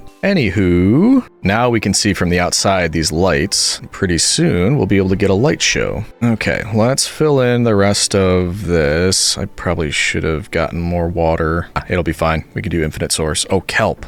Should have gotten kelp. Let's get kelp. All right, I got kelp. Now we're ready. All right, so we just finished this. Make sure it's all enclosed because we don't want the axolotl to escape. And, you know, not that they'd want to. It's just I worry that if they get out of the water, you know, they might dehydrate. Or I am a merciful emperor. There we go. Now, let's have our entry point over here. Oh, that's glass. So we can do this. There we go. It actually might not be a bad idea to keep that there. I think it's safe enough to just put a door. That way, if we need to get in here, we can. Nobody's ever going to see it, so it doesn't really matter. And if we make a little infinite source over here, we can then use that. And I think what I want to do... Well, actually, I need to test this. I don't remember if I put one up there, can I then put kelp at the bottom, or does there also need to be a sort? No, there doesn't. So I can just put it all, yeah, all the way along the top. That should work then. So let's do that. I hope I'm not forgetting something with all of this, because this is going to take a while, and I'd hate to have to redo stuff. Actually, since it does that, I probably don't have to fill in all of these. I don't know.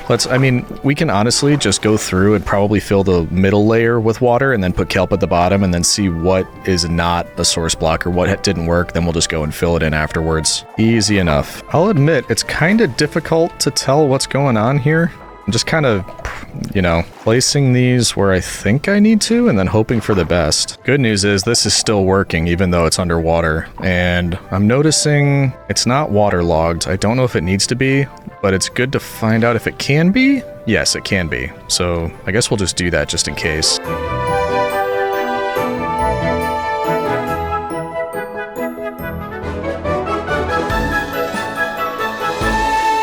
Okay, it's definitely coming along in here. We've got it all filled in with water. All the kelp has been put down. And I cleared these two because I used bone meal to grow them all at the top because I ran out of kelp. But now all we need is the kelp to grow up because, in case you're not aware, the kelp growing through water that isn't a source block makes it a source block. So it just means I don't have to use a bucket to fill every single block. I can use the kelp instead. So I could go through and bone meal the rest of it. Kinda don't feel like it. I might just see what waiting a little bit does. And then if there are any that are a little bit stubborn, then we could just go through with bone meal. So I might give it a little bit of time, let the kelp grow. And then I think all that's left is putting in the skulk sensors that are remaining and putting in the axolotl, and I think we'll be done. So I'll give it a few minutes and then I'll let you know how we're looking.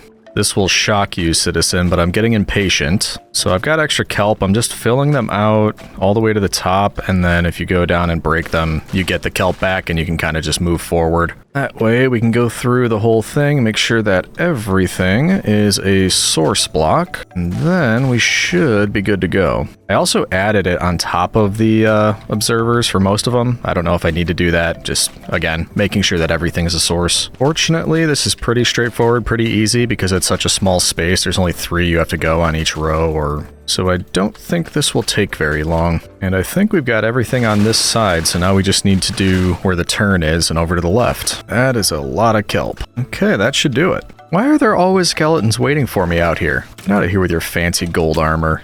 Trying to upstage me? I will take your golden boots and pants, though. Thank you. So once we get rid of all of this, I think we are all set, which means we can go through and put these in, which is fairly straightforward. Everywhere there's an observer, we're just going to put one of those. They actually set each other off, too. I didn't think about that, whether it's going to be a problem. Probably not. I don't know. We'll find out. Why do I have one left over? 1, 2, 3, 4, 5, 6, 7, 8, 9. No, that can't be right. 11. Why do I only have 11 down? Did I just only place 11? Could have swore it was 12. Guess I forgot one. Okay. Congratulations. You get a new spot right here. Ooh, I didn't think about the fact that that water's going to get out and probably crush all of our plants. Whoops. We'll take a look in a second. New observer. And last one right there. Okay, did I destroy stuff out here? No, I think I'm safe. I think the leaves blocked it. Good job, leaves. Okay, now all that's left is adding the axolotl and then doing a test. All right, here we go. Be free, my beauties. Explore your new tank.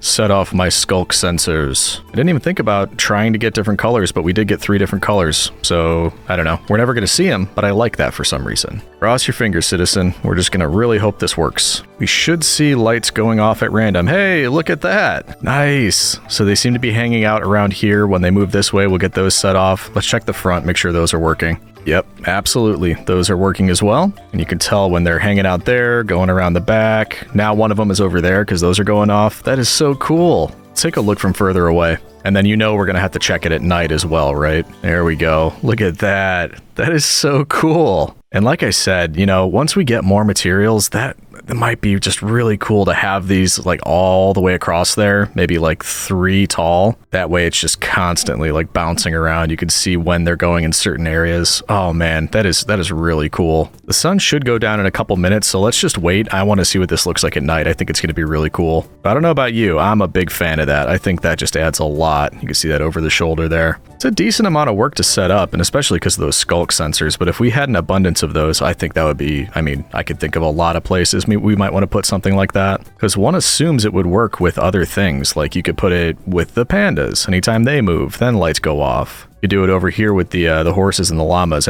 Pretty much anything that moves, you can have this kind of setup. But I love it. I think that is just awesome. Nearly nighttime, and there we go. Nice. So similar effect. You can see they were just over here. It looks like they're starting to move over in this direction. The thing that's making me think of as I look at this at night, I'm wondering if we have some neighbors over here somewhere, like, always gazing at the glory of Rome, and they're used to solid lights, but now they're seeing these blinking. They're trying to interpret. Is this a message? Are the mighty Romans sending us coordinates to something or some message? Also, that's a bit weird. You see that shadow moving? That's me standing on top of the Nether Tower. That's my mighty shadow cast across the entire place, but that's pretty cool. Hopefully we're not sending any strange signals to our neighbors, but I'm a huge fan of that. I just think it's really cool. And it's definitely something to look at from out here, but if we go inside here, it's also just kind of neat to see him moving around. What are you doing? Are you stuck? I really hope they don't get stuck. Oh, hey, buddy. Oh, I didn't think about that either. I guess mobs set it off too.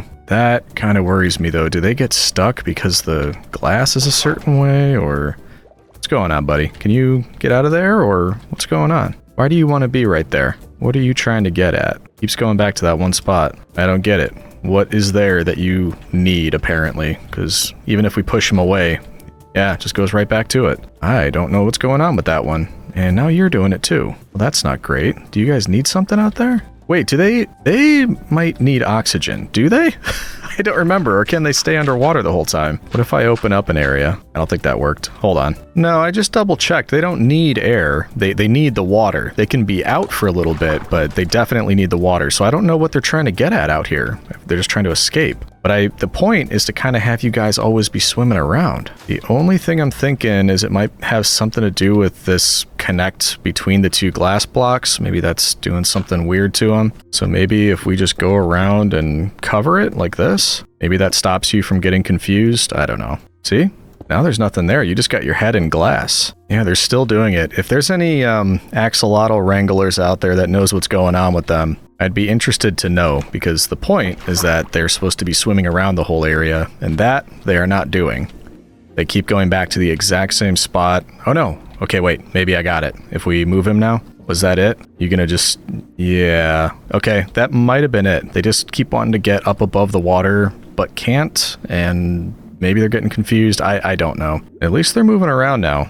But yeah, let me know. Let me know if you know about the axolotl behavior and why they're doing this kind of thing. Because you two kind of are acting like you're broken. The other one is doing what he's supposed to be doing, just kind of having the time of his life. You two, not so much. Either way, I'm pleased with how that turned out, and I think we're ready for a little nap. Right after we remind this skeleton that this is Rome, and its borders are protected. Well, citizens, I think it's about that time again. And unfortunately, that's the time that we start thinking about wrapping up. But don't worry, luckily for you, there are a couple things we need to take care of first. And the first is, I didn't forget, we are going to name the pets. And I actually chose 6 from the comments, so we are going to need 6 name tags. And I have 1, so we're not even going to bother with that. I think we can spare the emeralds. Hello, my good sir. I'd like your rip-off trade for name tags, please. And that ought to do it.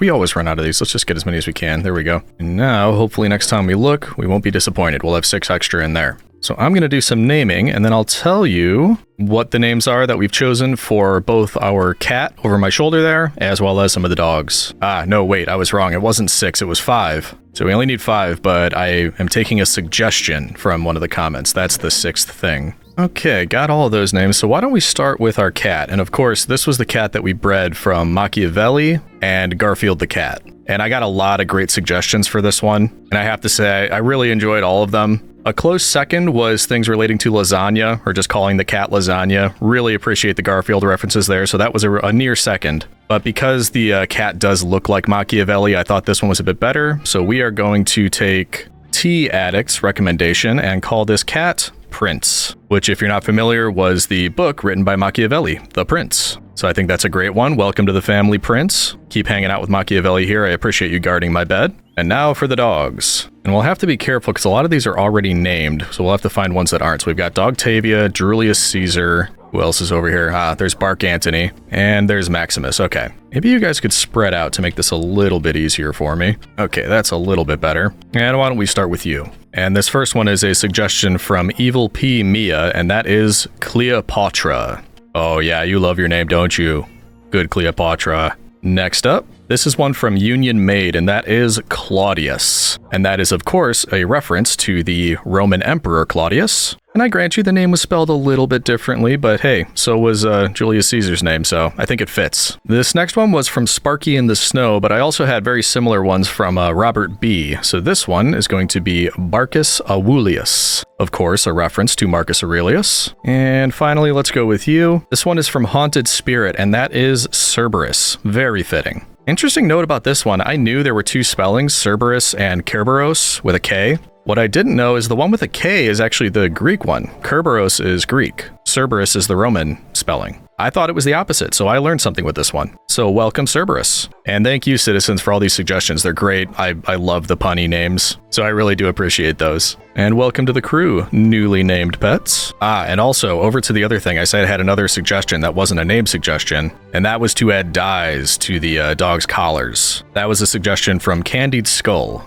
So we're gonna do that. In fact, can I make purple dye? Yeah, I can. I want purple dye. That's the imperial color, and we do have some imperial doggos, so we're gonna use that, but let's say gray. That's probably a good one for Bark Antony. Or no, actually red is good for you. You're a military dog. How about Maximus? Are you okay with gray? There we go. Let's give you a gray color. Let's go. Dogtavia can be yellow. I think Cleopatra would probably appreciate the pink. I don't know why. Maybe one of the randos can take the white collar. That just makes it look like there's no collar at all. Same for light gray. You don't have a name yet, so we'll give you that. Now purple, this is a little bit difficult. I think Julius Caesar needs purple because, let's be honest, that's kind of one of the things that got you assassinated, was being too overt with your power, so we're going to give you a purple collar. And then Claudius and Barcus Aurelius, they're both emperors. Honestly, I like them both for different reasons. I think we'll leave Barcus Aurelius red because he spent most of his reign, unfortunately, on military campaign. So very military dog, but Claudius, I believe you spent most of your time in Rome